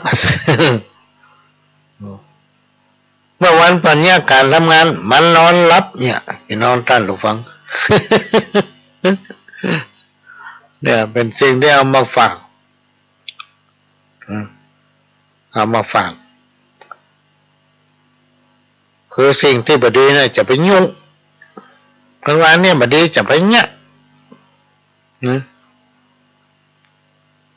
มันก็จะทำให้เราเป็นคนที่มีคุณภาพ Lazada Fashion เปลี่ยนลุคใหม่กับ Last Look โซนใหม่สายแฟร์ไอเทมแฟชั่นสุดปัวจากร้านสุดปัง OMG เยอะจุกราคายั่วช็อปได้ทุกลุคไม่ตกเทรนด์ที่ Last Look ใน Zara ใหม่แจ็คมิกซ์เน็ตมันฝรั่งแบบเน็ตรสเอ็กซ์ตรีมบาร์บีคิวเค็มฟินพอดีคำอร่อยใช่เลยแจ็คมิกซ์เน็ตรสเอ็กซ์ตรีมบาร์บีคิวใหม่ต้องลองโดยเฉพาะสิ่งเสพติดเนี่ยพี่น้องท่านฟังอย่างยาบ้าเนี่ยลองติดตามข่าวมีการฆ่ากันตายมีการเมายาบ้าแล้วก็เผาบ้านตนเองนะครูขอสตางค์แม่มาได้ฆ่าเนี่ย ทำให้ครอบครัวเดือดร้อนเป็นถึงว่ามันบดีในที่สุดก็ต้องตะลงวิบากกรรมกับสิ่งนั้นในโอกาสที่เราเป็นคนเนี่ยพี่น้องท่านผู้ฟังเราต้องรักษาสุขภาพของความเป็นคนเพื่อได้เราเป็นคนมนุษย์ที่มีความประเสริฐกว่าสรรพสิ่งทั้งหลายทั้งมวลเราจะต้องเหนือกว่ามันสรรพสิ่งทั้งหลายทั้งมวลที่อยู่ร่วมโลกกับเราเนี่ยเป็ดไก่หมูหมางัวควายเนี่ยมันอู้กำจัดได้ง่ายอย่างกำจัดได้เหมือนเราแล้วเรามีตีนมีมือพี่น้องท่านฟังมีจิตมีใจเราจึงเป็นสัตว์ที่ประเสริฐกว่าอย่างในโลกรวมไปถึงผีสางเทวดาทั้งหลายเหล่านี้มันยังคอยคนมนุษย์พี่น้องท่านหรือเปล่าเทวดาบอกว่าจะอยู่บนสวงสวรรค์ชั้นไหนเป็นยังอธิษฐานลงมาเกิดบนโลกมนุษย์เป็นมนุษย์เนี่ยมันทำบุญได้สั่งสมบุญได้สามารถปฏิบัติตนรู้ว่าสิ่งนี้มันบัดดีเฮาเลิกเนี่ยและทำในสิ่งที่ดีๆต่อไปคนเฮาเนี่ยพี่น้องท่านผู้ฟังถ้ามีจิตสำนึกบาปกรรมมันลดน้อยแล้วก็สามารถที่บรรลุถึงธรรมชั้นสูงได้ตัวยกตัวอย่างนิทานเรื่องหนึ่งในสมัยพุทธกาลซึ่งเป็นความจริงนะพี่น้องท่านผู้ฟังถ้ามันเป็นความจริงมันอยู่ในตำนานแล้ว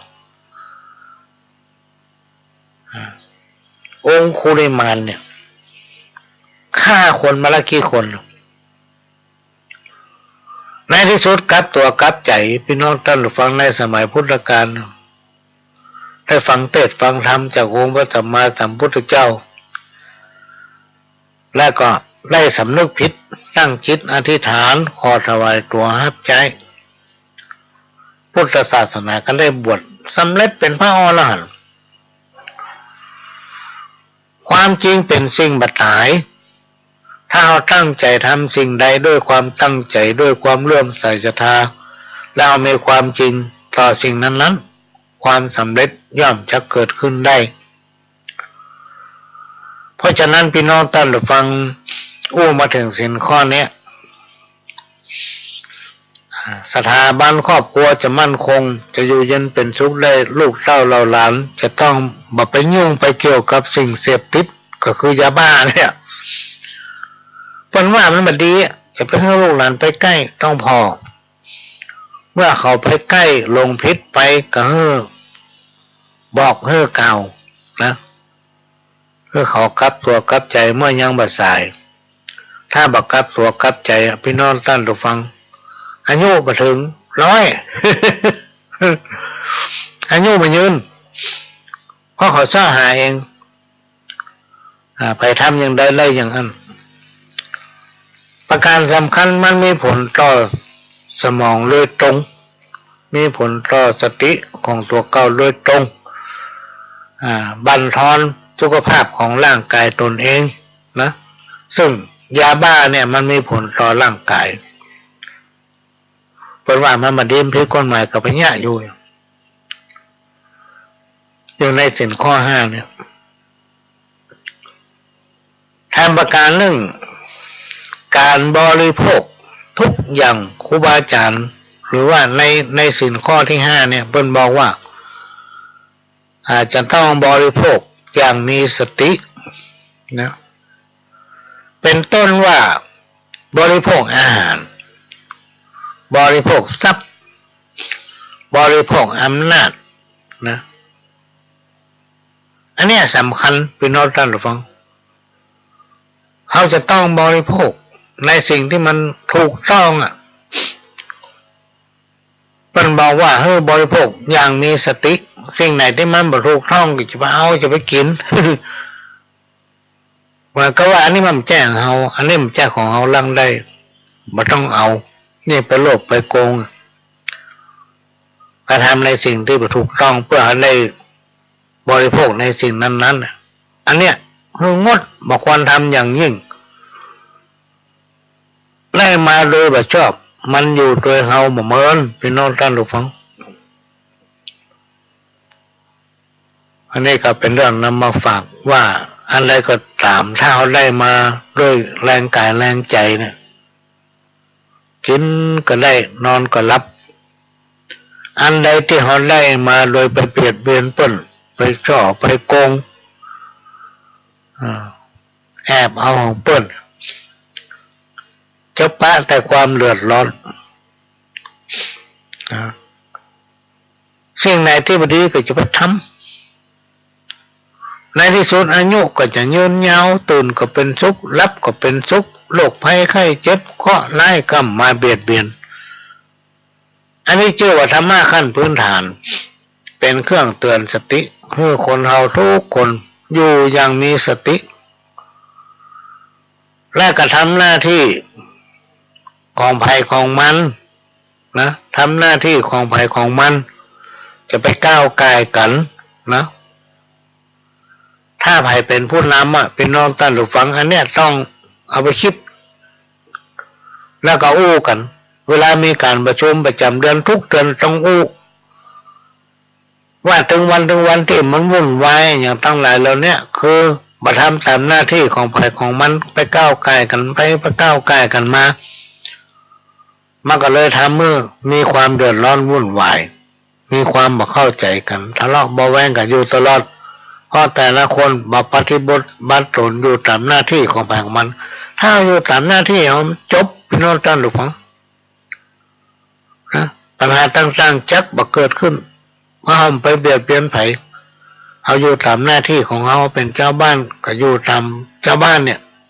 เพิ่นว่าอย่างมากเขาก็ต้องฟังปฏิบัติตามกฎเกณฑ์ของสังคมชุมชนนั้นๆอันเนี้ยเป็นเรื่องที่เอามาฝากเลยพี่น้องท่านฟังเอามาหูฟัง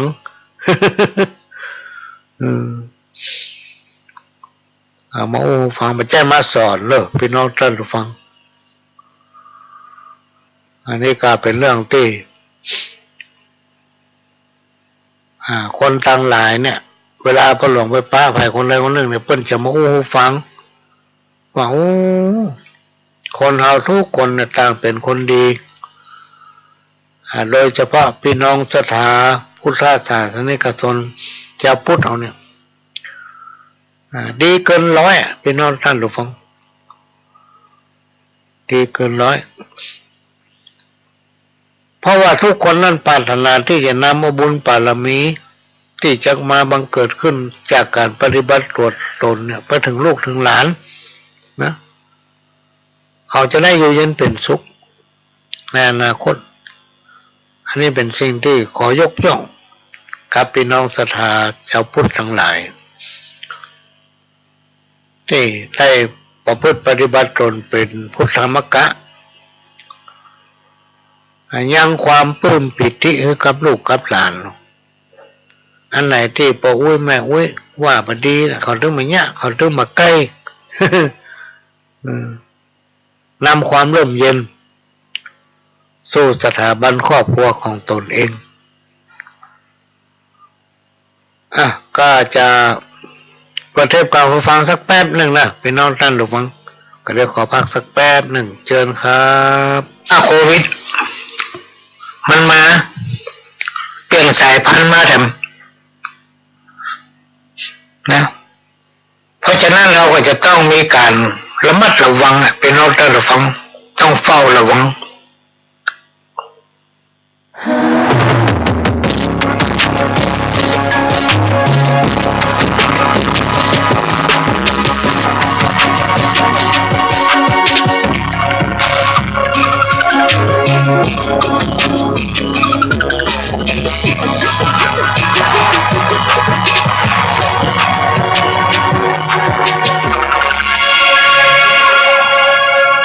Discover your glow with the new Lightful C3.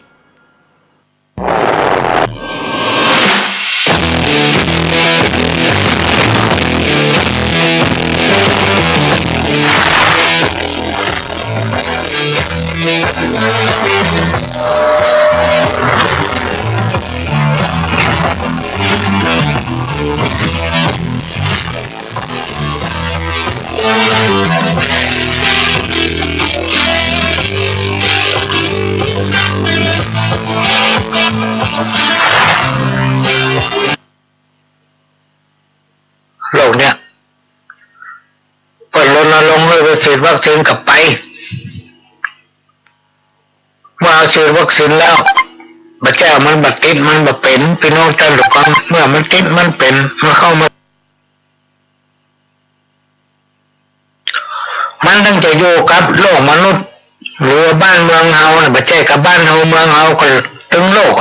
ที่มันไปสามารถขยายพันธุ์ไปได้มันจะอยู่ไปแต่เมินเพราะฉะนั้นเราไม่ต้องกลัวมันเราต้องสู้กับมันพี่น้องท่านผู้ฟังเราต้องสู้กับมันฟังทางจังหวัดฟังทางฝ่ายปกครองบอกว่าจะเป็นท้องถิ่นทางอำเภอทางเทศบาลทางอบต.เพิ่นจะแจ้งก็ให้ฟังเพิ่นแนะนำว่าทำอย่างไรก็ทำอย่างนั้นพี่น้องท่านผู้ฟังจะไปลั่นไปเหลือถ้ามันผิดพลาดมาแล้วมันจะแก้ไม่ได้อันนี้ก็ถึงเปิ้นถึงเฮาพี่น้องท่านผู้ฟังเป็นห่วงเฮาต้องรักษาสุขภาพเฮาได้อันนี้ก็เป็นเรื่องที่นำมาเล่าสู่กันฟังวันนี้เป็นวันเริ่มต้นของปี2565ปีใหม่สิ่งที่ผ่านมาในปี2564มันจะดีจะให้ก็ขอท่านได้สิ่งที่ดีนำมาในปี2565เพื่อจะเอามานะคิดค้นประดับสติปัญญาเพิ่มเสริมเติมเข้าไปแล้วก็ทำให้เป็นตัวอย่างกับลูกกับหลานในอนาคต สิ่ สิ่งไหนที่มันบัดดีพี่น้องท่านผู้ฟังก็ขวางไว้ในปี64นะบัดถ้าเอาตัวมา บัดถ้าเอาตัวมาขอให้พี่น้องท่านผู้ฟังทั้งหลายมีความสุขถึงกายมีความสุขถึงใจสาเหตุที่อาจทำให้เกิดภูมิแพ้ทั้งมลภาวะเกสรดอก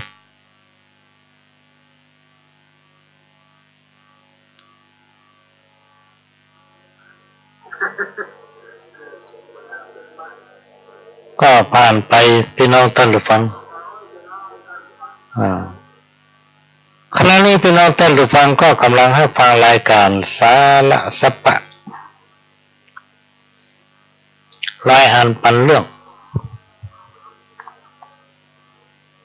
จากสถานีวิทยุกระจายเสียงพระพุทธศาสนาแห่งชาติและสังคมขึ้นเพื่อการศึกษาพระพุทธศาสนาและวัฒนธรรม FM 104.50 เมกะเฮิรตซ์จากวัดไฟหินสถานีวิทยุวัดไฟหินพี่น้องท่านผู้ฟังเป็นของพี่น้องคนฟังทุกท่านเป็นเจ้าของ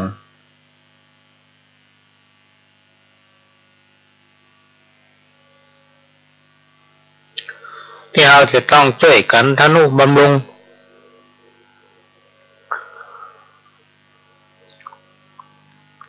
ซึ่งเป็นแม่ค่ายที่นำเอาสาระธรรมะดีๆมาออกอากาศให้พี่น้องท่านผู้ฟัง24 ชั่วโมง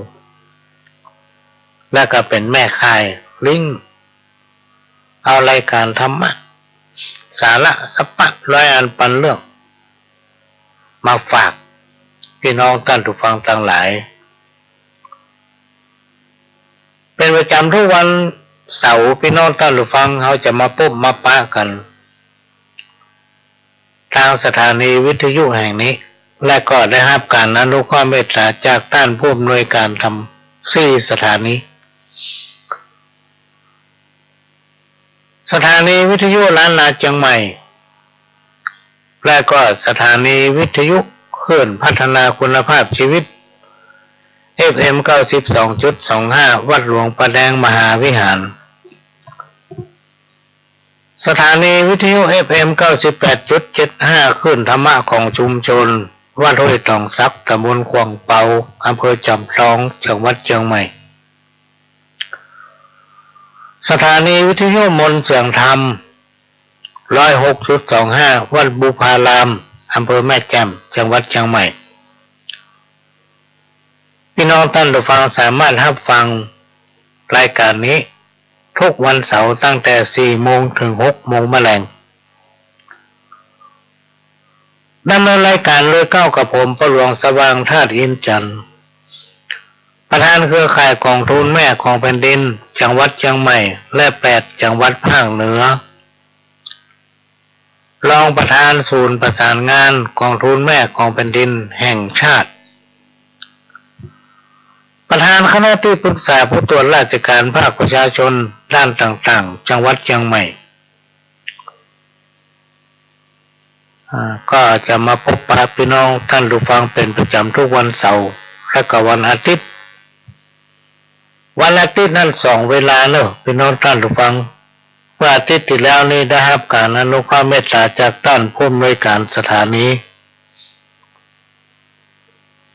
ท่านอนุเคราะห์เมตตาให้พบปะพี่น้องท่านผู้ฟัง2 เวล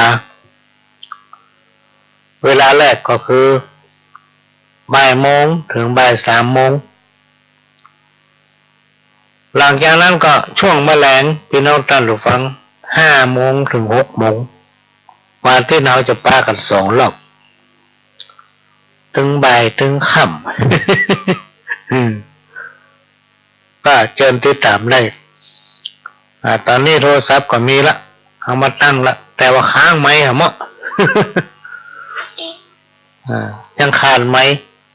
วันพวกนี้ก็น่าจะได้ละจะเอามาลองไว้ก่อนถ้ามันดีก็อย่าไปซ่อซื้อเนาะโทรศัพท์ก็มีสัญญาณอย่างพร้อมหมดแต่ค้างไหมเวลาท่านโทรมา ตอนนี้ยังออกอากาศไปได้เตือเพราะมีไหม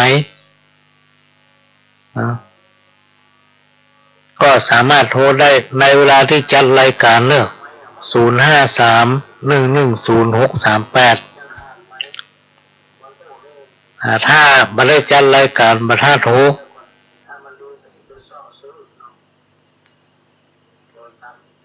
ก็เปลี่ยนบรรยากาศพี่น้องท่านเราฟัง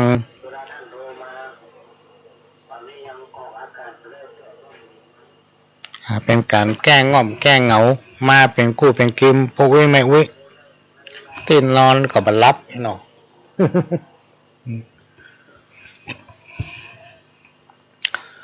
สังคมบ้านเฮาพี่น้องท่านผู้ฟังมาว่าจะเป็นพื้นที่ไหนล้วนแล้วแต่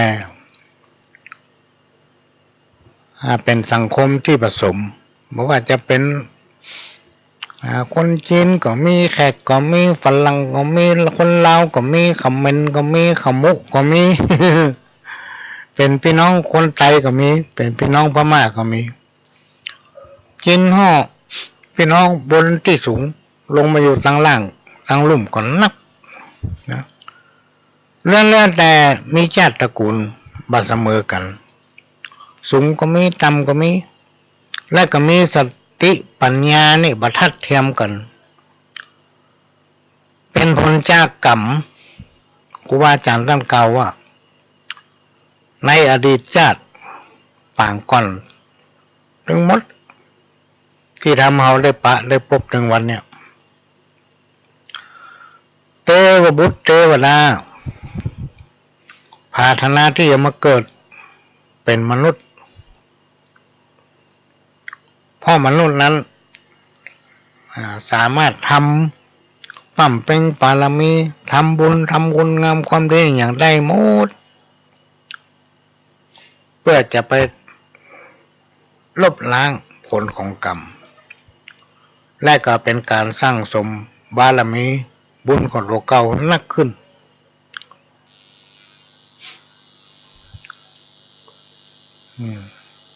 อันนี้ก็เป็นเรื่องที่นำมาเล่ามาอู้หูฟังก็จะนำเอานิทานเรื่องหนึ่งพี่น้องท่านผู้ฟังมาเล่าให้ฟัง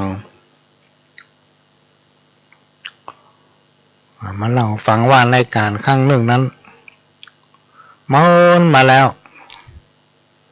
มีชายยากจนคนหนึ่งพ่อแม่ป้ากันตายไปหมดตั้งแต่เขาเป็นร้อนน้อยๆล่ะบ่มีพี่บ่มีน้องอยู่คนเดียวต่อมาถึงวัยหนุ่มก็แอบไปหลงรักลูกสาวของท่านเศรษฐีที่หัวบ้าน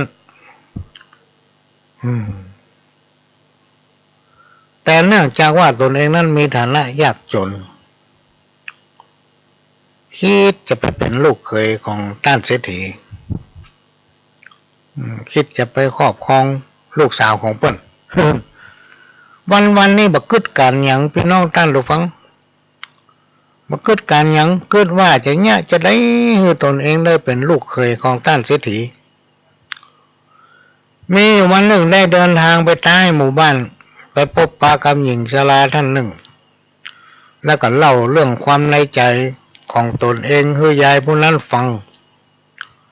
พร้อมกับขอร้องให้ยายช่วยเหลือเพื่อให้ตนได้เป็นลูกเขยเศรษฐีเนาะ ฝ่ายผู้เป็นยายพี่น้องท่านผู้ฟังก็ให้กำลังใจปลอบใจว่าขอให้สิ่งที่เจ้าคิดนั้นจงสำเร็จแล้วก็บอกว่าให้ไปซ่อหากล้วย2 ปีมาให้ยายเถอะยายจะเอากล้วย2 ปีนั้นมาต้มเอาน้ำมันมาแป้งน้ำมันเสน่ห์ลูก ใจคนนั้นฟังแล้วก็ดีใจพี่น้องท่านฟังเตียวออกจากบ้านยายไปแล้วก็ไปหลายบ้านหลายจองไปซ่อหาต้นกล้วย2 ปี ไปจนไข่บ้านเหนือบ้านใต้ลำเมืองใกล้เคียง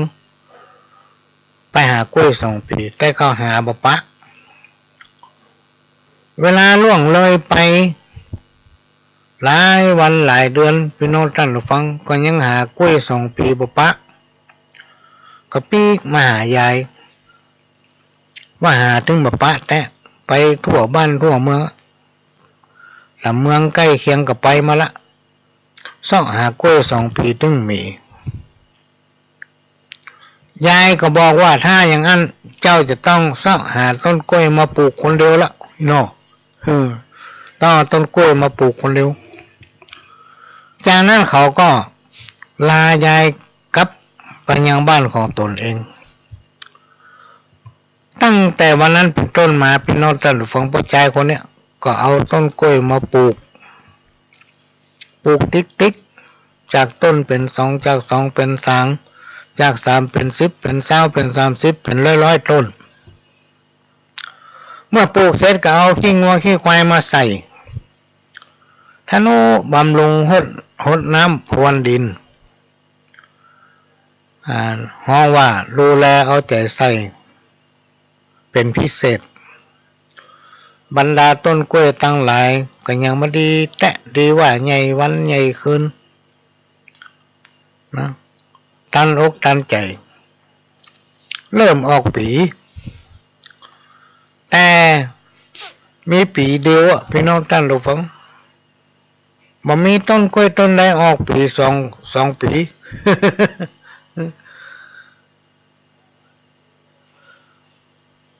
เมื่อเป็นอย่างนั้นเขาก็เติ้วไปหายายทำ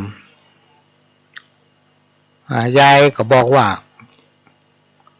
ปลูกต้นกล้วยเป็นร้อยต้นวันนี้เริ่มออกปีแต่ละต้นก็มีกล้วย2 ปีมีต้นกล้วยออกปี2 ปีสักตัวยายก็แนะนำว่าเอาต้นกล้วยมาปลูกเพิ่มเติมเนาะมันจะต้องมีต้นใดต้นหนึ่งออกปี2 ปีแน่นอนเขาก็เอาต้นกล้วยมาปลูกเพิ่มขึ้นเรื่อยๆพี่น้องท่านฟังจาก100เป็น200เป็น300 400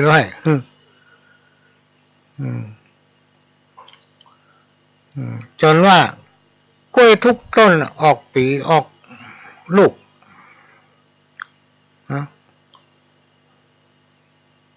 เขาก็ขายปีขายกล้วยถือว่ามันเป็นผลผลิตขายถึงวันจนได้สตางค์อย่างนักหนาป้าป้านพี่น้องท่านผู้ฟังจากเดือนไปเป็นปีเขาก็กลายเป็นคนที่ร่ำรวยเรียกว่ามีสตางค์นักร่ำรวยกว่าไผ่ๆในหมู่บ้านแห่งนั้นจากนั้นก็รวบเงินทองจำนวนหนึ่งแล้วก็ขอย้ายไปส่งเพื่อมั่นหมายลูกสาวของเศรษฐีมาเป็น4 ภรรยาในที่สุดเขาก็มานั่งคิดว่าการที่ยายบอกหาต้นกล้วยมาปลูกจะต้องมีกล้วยต้นใดต้นหนึ่งออกปี2 ปีเนาะธรรมดาต้นกล้วยพี่น้องท่านผู้ฟังมันถึงมี2 ปีมันถึงบอกออกปี2 ปีอย่างแน่นอนแท้ที่จริงเป็นการสอนให้ขยันมันเพียรเพื่อจะได้สร้างเนื้อสร้างตัวหรือว่าตั้งเนื้อตั้งตัวได้สำเร็จเมื่อมีฐานะมั่นคงแล้วการจะมีคู่ครองนั้นไม่ใช่เรื่องยากคนเฮาเนี่ยเป็นน้องท่านผู้ฟังมันจักล่วงพ้นจากความทุกข์ยากได้นั้นด้วยความเพียรด้วยสติปัญญาบอกว่าอย่างจะเกิดขึ้นเฮาจะต้องใช้สติปัญญาของเฮาเนี่ยมาพิจารณาทุกอย่างมันจะมีเหตุมีผลแต่เฮาบัลละความพยายามก็คือมีความขยันหมั่นเพียรอันเนี้ยสำคัญพี่น้องท่านผู้ฟังมันสามารถทำให้เฮาตั้งเนื้อตั้งตัวตั้งหลักได้เฮาจะมีสตางค์จะต้องมีความขยันหมั่นเพียร ถ้าเอาบักขยันมันเพียรละพี่น้องท่านผู้ฟังมันต้องมีอย่างดีขึ้นคนที่มีบุญวาสนาเนี่ยอย่างใดมันก็มีวาสนาดีอยู่วันยังค่ำนะเหมือนกับเรื่องในสมัยพุทธกาลมีเศรษฐีคนหนึ่งชื่อสันทกะอยู่ในเมืองโกสัมพีเศรษฐีสองผัวเมียอยู่ด้วยกันมาเมื่อบ่มีลูกก็มาปรึกษาเลยกันว่าสมควรที่ขอเอาลูกคนใจคนหนึ่งมาเป็นลูกบุญธรรมเมื่อปรึกษาเลยกันแล้วก็ได้ขอเอาลูกของหญิงคนใจคนหนึ่งชื่อว่าโคชกมาเป็นลูกบุญธรรมต่อมาบัมเมินพี่น้องท่านผู้ฟังภรรยาของท่านเศรษฐีก็ตั้งท้องเศรษฐีก็เกิดในใจว่าถ้าภรรยาของตนเองเกิดลูกออกมาเป็นแม่หญิงก็จะยกมือแต่งงานกับเจ้าโคชกซึ่งเป็นลูกของคนใจที่ขอมาเป็นลูกของตนเองแต่ถ้าเกิดมาเป็นปัจจัยก็จำเป็นจะต้องฆ่าเจ้าโคชกคนนี้ให้ตายเพราะว่ามันจะมาแย่งสมบัติจากลูกของตนเองเมื่อถึงกำหนดคลอดพี่น้องท่านผู้ฟังภรรยาของท่านเศรษฐีก็ได้คลอดบุตรออกมาเป็นปัจจัยนับตั้งแต่วันนั้นเศรษฐีก็คิดหาวิธีที่จะฆ่าเจ้าโคชกให้ตายหาวิธีกี่ครั้งก็ไม่สามารถฆ่าได้จนในที่สุดลูกของตนเองต้องรับเคราะห์พี่น้องท่านฟังแตนจนภรรยาต้องตอมใจตายไปโดยสร้างความโกรธแค้นให้กับท่านเศรษฐีเป็นอย่างมากอยู่มาวันหนึ่งวางแผนเขียนจดหมายแล้วเอาให้เจ้าโคชกซึ่งเป็นลูกคนใจที่ขอมาเป็นลูกบุญธรรมนะถือไปให้หัวหน้าโจร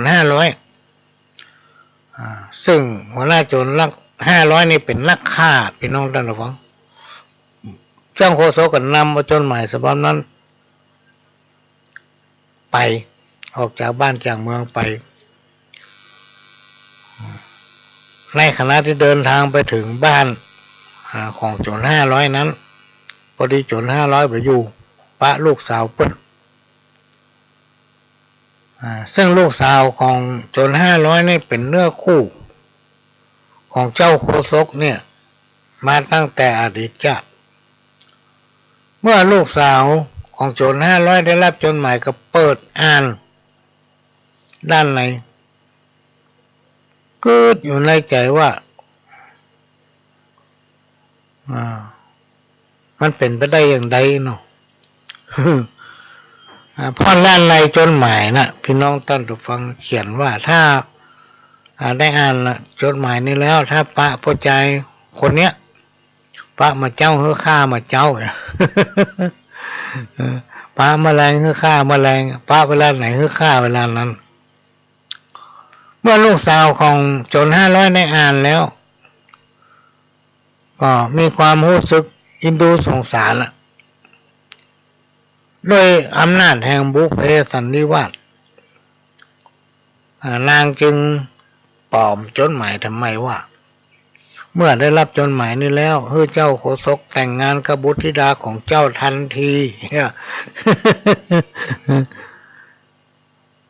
เมื่อวันหน้าโจร500กับจังล่าสัตว์ปิกมาถึงบ้าน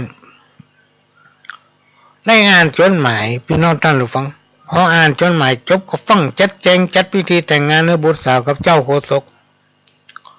ได้แต่งงานกันแล้วก็อยู่กินเป็นสามีภรรยากันที่บ้านของตนเอง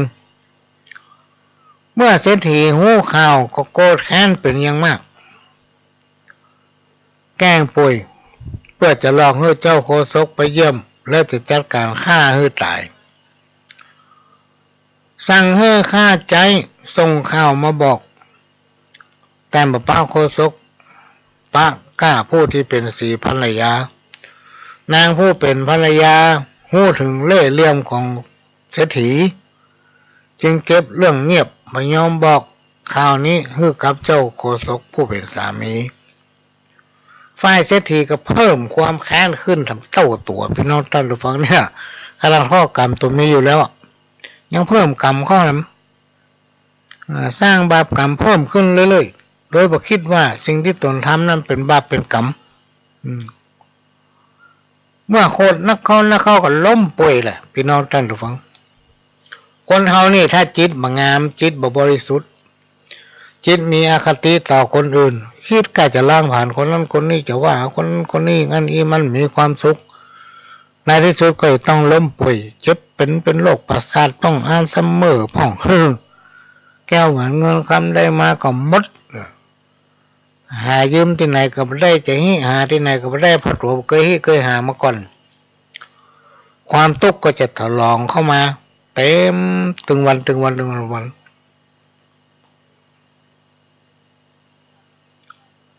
เมื่อเศรษฐีป่วยนักเข้าสุดนักขึ้นเลยและก็เสียชีวิตในที่สุดพี่น้องท่านผู้ฟังหลังจากเศรษฐีได้เสียชีวิตแล้วเจ้าโคศกกับสีภรรยาก็ได้ครองสมบัติอยู่กันยังมีความสุขข่าวนี้หู้ถึงพญาเจ้าเมืองโกสัมพีก็มีรับสั่งให้เจ้าโคศกกับสีภรรยาเข้าเฝ้าถามทุกสุขและให้เล่าเรื่องทั้งหมดให้พระองค์ฟังเมื่อพญาเจ้าเมืองทรงทราบก็เกิดความสลดสังเวชใจจึงมีคำสั่งแต่งตั้งให้เจ้าโคศกและสีภรรยาเป็นเศรษฐีประจำเมืองสืบต่อไป อันนี้เป็นนิทานธรรมพี่น้องท่านผู้ฟังว่าคิดอย่างใดได้อย่างนั้นคิดบดีตัวเองก็ต้องได้รับความบดีที่ตัวคิดนะมาเป็นนิทานสอนใจเนอะพี่น้องท่านผู้ฟังธรรมะอันเป็นคำสั่งสอนขององค์พระสัมมาสัมพุทธเจ้าในทางพระพุทธศาสนานั้นง่ายๆแบบชาวบ้านท่านสอนให้คนเฮารู้จักตนเองที่มันมีปัญหาอยู่ในสังคมถึงวันเนี้ยเพราะว่าคนเฮานั้นบ่รู้จักหน้าที่ของตนเองพี่น้องท่านผู้ฟังผู้นำผู้ตามนะบ่รู้จักหน้าที่ของตนเองว่าเฮาทุกคนเข้าใจในหน้าที่ของตนเองแล้วก็ตั้งสติไว้ให้พร้อมมั่นคงบ่หวั่นไหวชีวิตของคนเฮาทุกคนก็ต้องหนีบ่พ้นเรื่องสุขเรื่องทุกข์เรื่องโชคดีโชคร้ายรวมไปถึงปัญหา108อันยังจะเปลี่ยนไปจังมันเฮาจะต้องคุมจิตใจของตนเองความทุกข์มันทำให้คนเฮามีความคิดมันทำให้คนเฮาฉลาดความฉลาดเนี่ยมันทำให้คนเฮามีความสุขพี่น้องท่านผู้ฟังความสุขมักทำให้คนเฮาเพลิดเพลินถ้าไผเพลิดเพลินนักเนี่ยก็เดี๋ยวเป็นทุกข์ละ ระวังไว้ละเพลิดเพลินนักก็ไม่ได้นะเดี๋ยวเป็นทุกข์การมีชีวิตอยู่ร่วมกันในสังคมชุมชนหมู่บ้านการอยู่ร่วมกันหลายๆคนต่างคนก็ต่างมีความคิดเป็นคนละอย่างในสังคมชุมชนหมู่บ้านของเรานั้นย่อมจังมีทั้งคนดีคนบ่ดีอยู่ข้างกันไปนะอยู่ข้างกันไปสังคมชุมชนหมู่บ้านจะอยู่เย็นเป็นสุขคนเราทุกคนก็จะต้องมีส่วนร่วมในการพัฒนาตนเองอย่างที่กล่าวมาแล้ว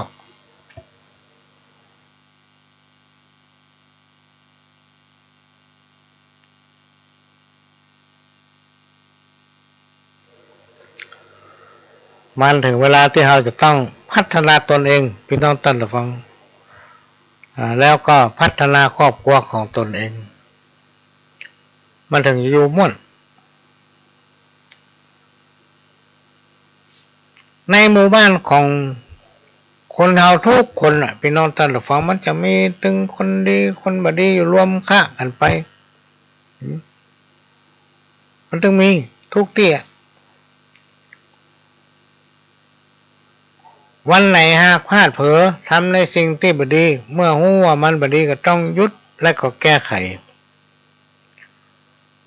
การที่จะให้เปิ้นคนอื่นทำมาอย่างให้มันถูกใจเฮาทุกอย่างมันย่อมเป็นไปบ่ได้พี่น้องท่านผู้ฟังมันต้องเป็นไปบ่ได้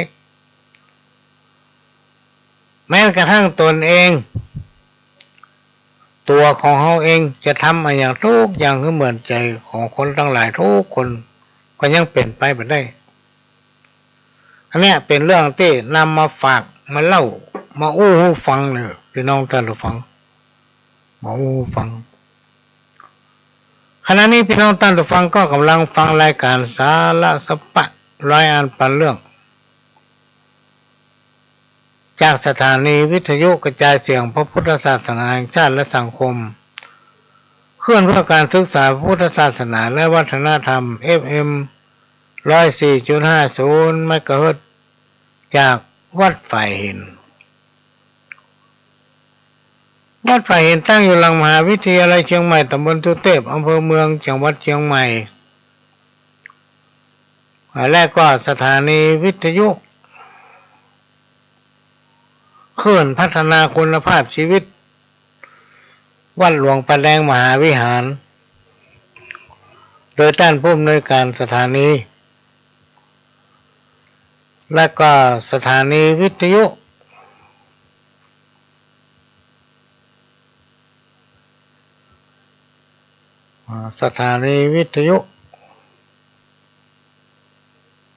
FM 98.75 ขึ้นธรรมะของชุมชนวัดห้วยตองซักตำบลของเปาอำเภอจับซองจังหวัดเชียงใหม่สถานีวิทยุมนต์เสียงธรรม 106.25 วัดบุพารามอำเภอแม่แจ่มจังหวัดเชียงใหม่นี่ก็เป็นรายการที่เราจะต้องได้ปะกันนะพี่น้องท่านผู้ฟังทุกวันอาทิตย์แล้วก็วันอาทิตย์เนี้ยก็จะไปเพิ่มรอบภาคค่ำทำชั่วโมงหนึ่ง ตั้งแต่5 โมงถึง 6 โมงหรือถ้ามีโอกาสก็จะพยายามมาพบปะพี่น้องท่านผู้ฟังหลายๆเตือกท่านใดที่มีความสนใจจำเอ่ยออกอากาศตอนนี้โทรศัพท์พร้อมแล้วเนอะเดี๋ยวก็จะเปิดหน้าไมค์ละตอนนี้ก็ย่างเข้าปีใหม่ละพี่น้องท่านผู้ฟังปี2565วันเดือนปีมันโว้ยมาเดือนกุมภาพันธ์เดือนก็มีนาก็เดือนก็มีสาจะมาถึงปีใหม่สงกรานต์บ้านเฮาละ ปีนี้มาห้วยเป็นใจพ่องก็เลยตั้งใจว่าจะทำหนังสือสักเล่มนึงพี่น้องท่านผู้ฟังจะรวบรวมเอาอย่างหลายๆอย่างอยู่ในหันเราก็จะมาแจกเอามาแบ่งปันให้พี่น้องท่านผู้ฟังที่มีความสนใจเพื่อนำไปอ่านทำความเข้าใจจะปฏิบัติอย่างใดก็แล้วท่านจะเอาไปพิจารณา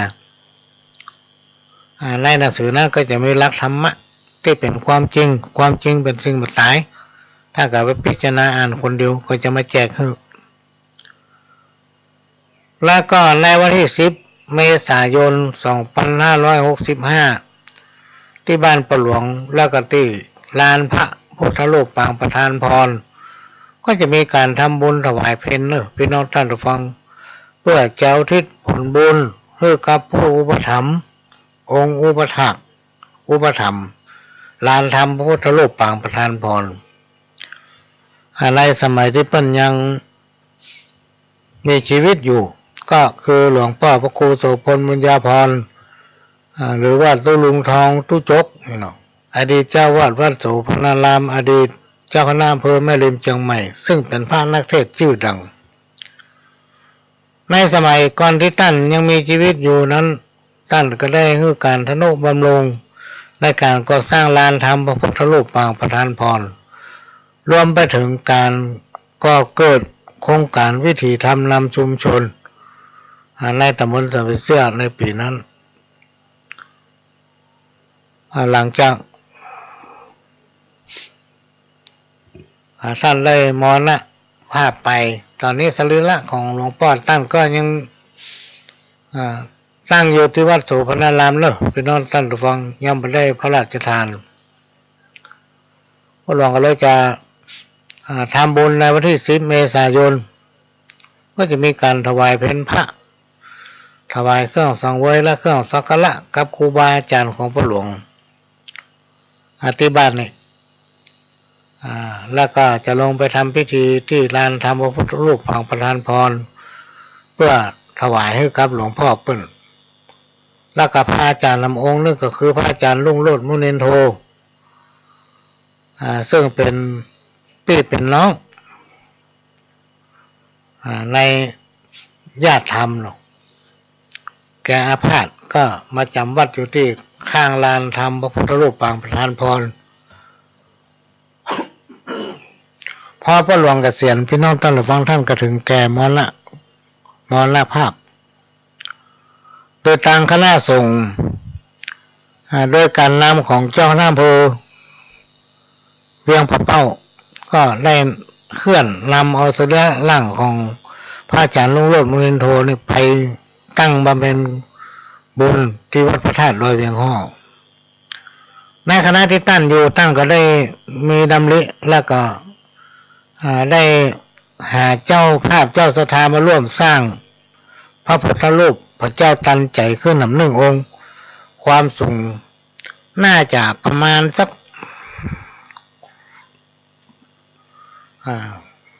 แรกท่านก็ว่า15 เมตรนะ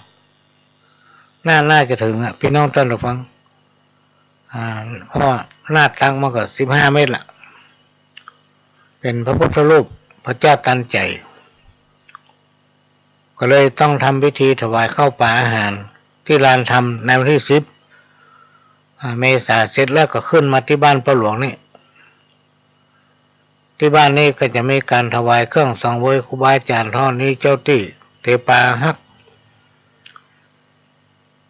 ท่านใดที่มีความสนใจจะร่วมด้วยช่วยกันก็เชิญได้เพราะว่าจะเป็นมาด้วยตนเองหรือว่าโอนปัจจัยมาที่เป็นต้นเฉพาะนางแห่เครื่องละนาดก็ประมาณ12,000ละพี่น้องท่านผู้ฟังเครื่องสังเวยอื่นยังไม่ได้คิดถึงเลยเพราะนั้นก็ขอเชิญร่วมอนุโมทนาบุญโดยพร้อมเพียงกันงานจะมีถึง2 ที่อันหนึ่งก็คือไปการทำถวายอาหารเพลที่ลานธรรมพระพุทธรูปปางประธานพรเพื่อถวายให้ครูบาอาจารย์เสร็จแล้วก็ขึ้นมาที่บ้านก็มาถวายเครื่องสังเวยครูบาอาจารย์ในปี2565เนี่ยพี่น้องท่านผู้ฟังมันมีสิ่งดีๆหลายอย่างเกิดขึ้นกับหลายๆคนรวมไปถึงพระหลวงตัวแล้วก็เมื่อเราไปได้ทำเกี่ยวกับเรื่องนี้ก็เลยตั้งใจว่าจะทำเหตุกรรมนี่ขอแจ้งเชิญร่วมอนุโมทนาบุญสำหรับหมายเลขโทรศัพท์053-110-638อันเนี้ยเปิดใจได้แล้วเนอะพี่น้องท่านผู้ฟังแต่ท่านจะต้องโทรมาตอนที่ออกรายการจัดรายการนี้ตอนนี้ก็ไม่ได้ลองแต่นะวันนี้นะแต่ว่าสามารถใจได้ละ053-110-638 053-110-638เนอะพี่น้องท่านผู้ฟังมีอย่างก็โทรมาได้แต่ต้องโทรมาช่วงที่จัดรายการเนอะพี่น้องท่านผู้ฟังถ้าไม่ได้จัดรายการสายมันไปเสียบอยู่ที่เครื่องปีนบุญ ขอแจ้งให้ทราบแล้วก็ถ้าโทรมากับพดเอาวิทยุบนหนึ่งตอนนี้เอาไม้จู้ให้ละ อันนี้ก็ขอแจ้งพี่น้องท่านผู้ฟังที่มีความสนใจหลายผู้หลายท่านถามมาติ๊กจะโทรติดต่อได้ที่ใดมีอย่างก็เอ่ยกันได้เนอะพี่น้องท่านผู้ฟังจะถามอย่างก็ตามใจที่ตอบได้ก็จะตอบที่ตอบไม่ได้ก็รักเหรอคะแนนจะพูดดังเปิดได้ยินหลายคน053-110-638เนอะ053-110-638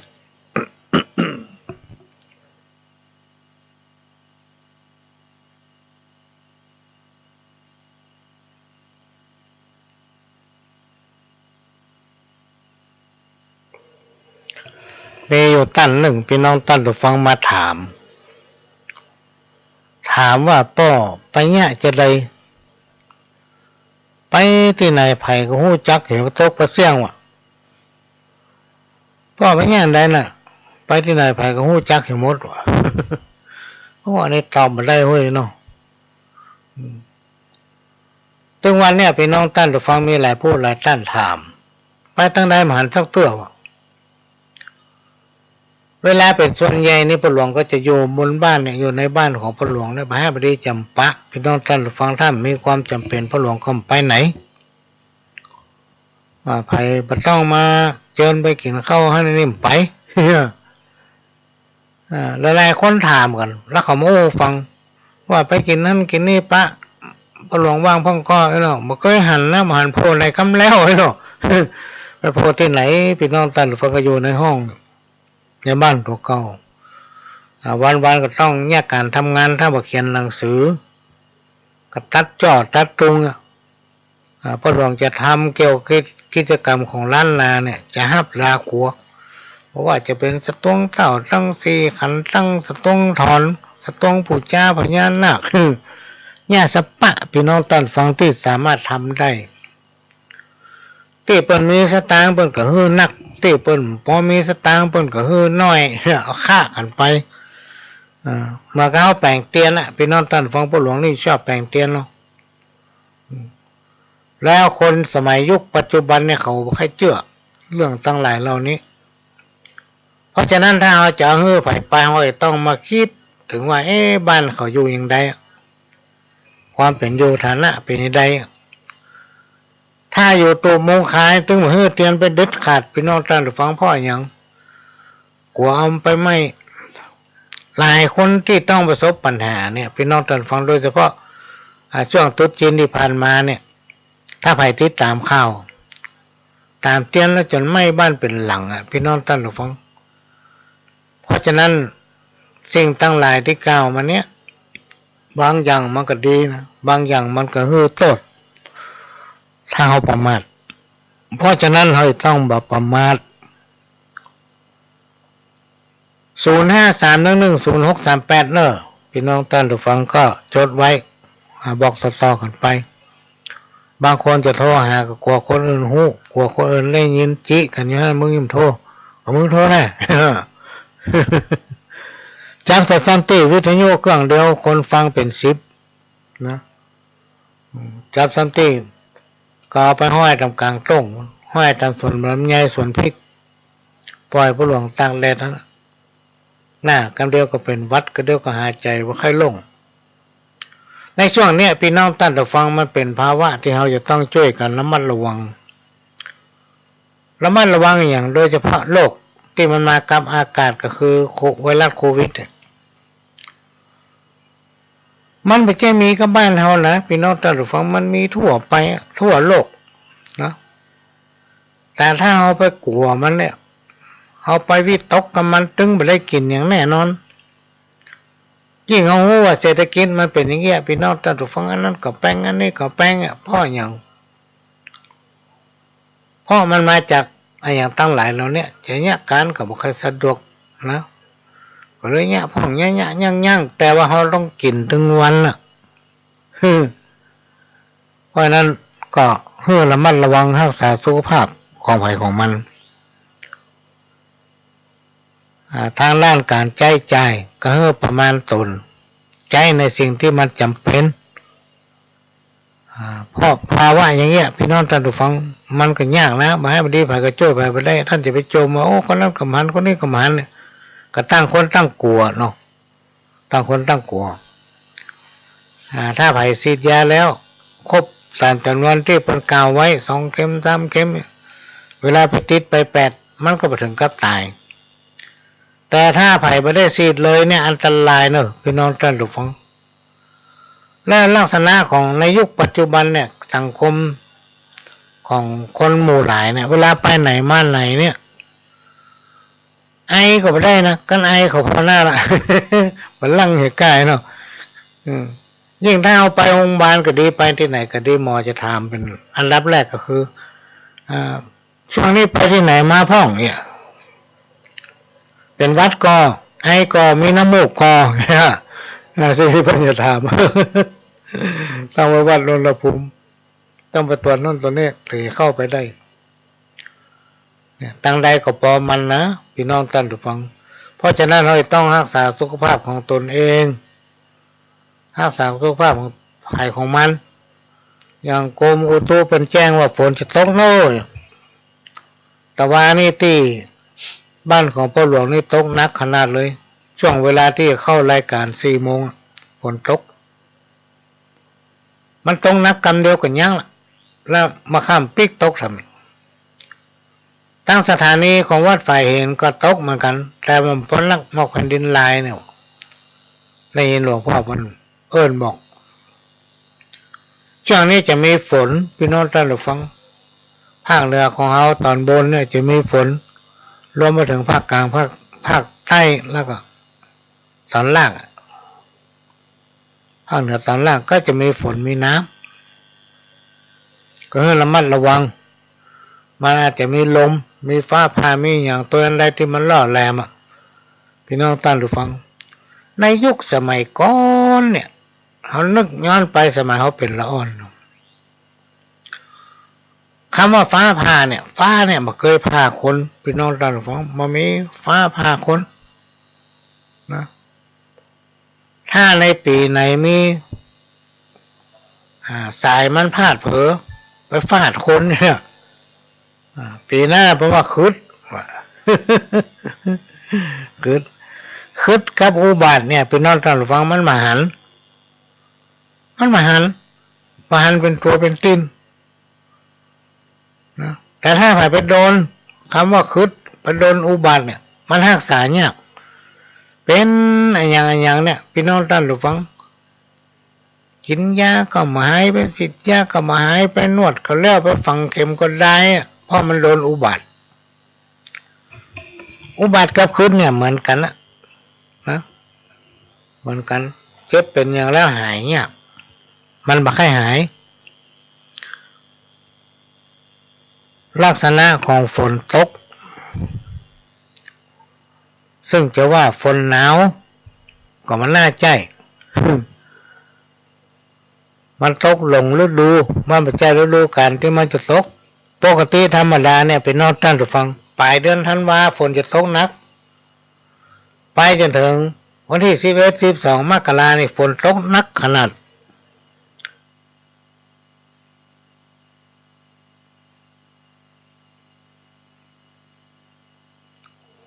แต่ที่ผ่านมานี่มันตกแล้วก็มาตกเอาช่วงเนี้ยเพราะฉะนั้นก็ขอฝากพ่ออุ้ยแม่อุ้ยบอกลูกเต้าเราหลานถ้าฝนตกจะไปห้ามฝนให้เข้าห่มให้อยู่ในห่มเพราะฝนเนี่ยคาดว่ามันต้องมีพิษถ้าไผ่ไปเปี้ยไปห้ามมันเนี่ยพี่น้องท่านฟังอาจจะทำให้เป็นวัดเป็นไอเป็นเมื่อยเป็นไข้ได้นี่ก็ขอฝากไว้ไปมาเวลามันหมดละพี่น้องท่านฟังยังประมาณ 4-5 นาทีเพื่อตั้งสถานีเพิ่นจะได้ประชาสัมพันธ์อะไรอย่างคำเดียว5 โมงแมลงวันนี้มาปะกันรอบหนึ่งนะถ้าใครยังตัดสินใจโทรไปได้เตื้อ0531100638 0531100638ตอนนี้โทรได้ละท่านก็มาโทรแมลงบึดเอา5 โมงก็แล้วกันก็จะส่งหนังสือถึงบ้านเลิกเป็นน้องท่านฟังที่ว่าจะแจกในเดือนเมษายนนะวันที่10 เมษายน 2565ตั้งแต่เวลา 9 โมงเป็นต้นไปก็ขอเชิญที่บ้านประหลวงสว่างเนอะเป็นน้องท่านฟังก็จะมีการถวายอาหารเพลถึงครูบาอาจารย์ถวายเครื่องบวงสรวงเครื่องสักการะแก่บรมครูบาอาจารย์ก็ที่บ้านประหลวงเนี่ยตอนนี้หมดเวลาละพี่น้องท่านผู้ฟังเวลาหมดประหลวงก็จะขอนำรายการจากพี่น้องท่านผู้ฟังไปก่อนขอทุกคนทุกท่านอยู่ดีมีสุขมากันคู่คนขอสวัสดีครับ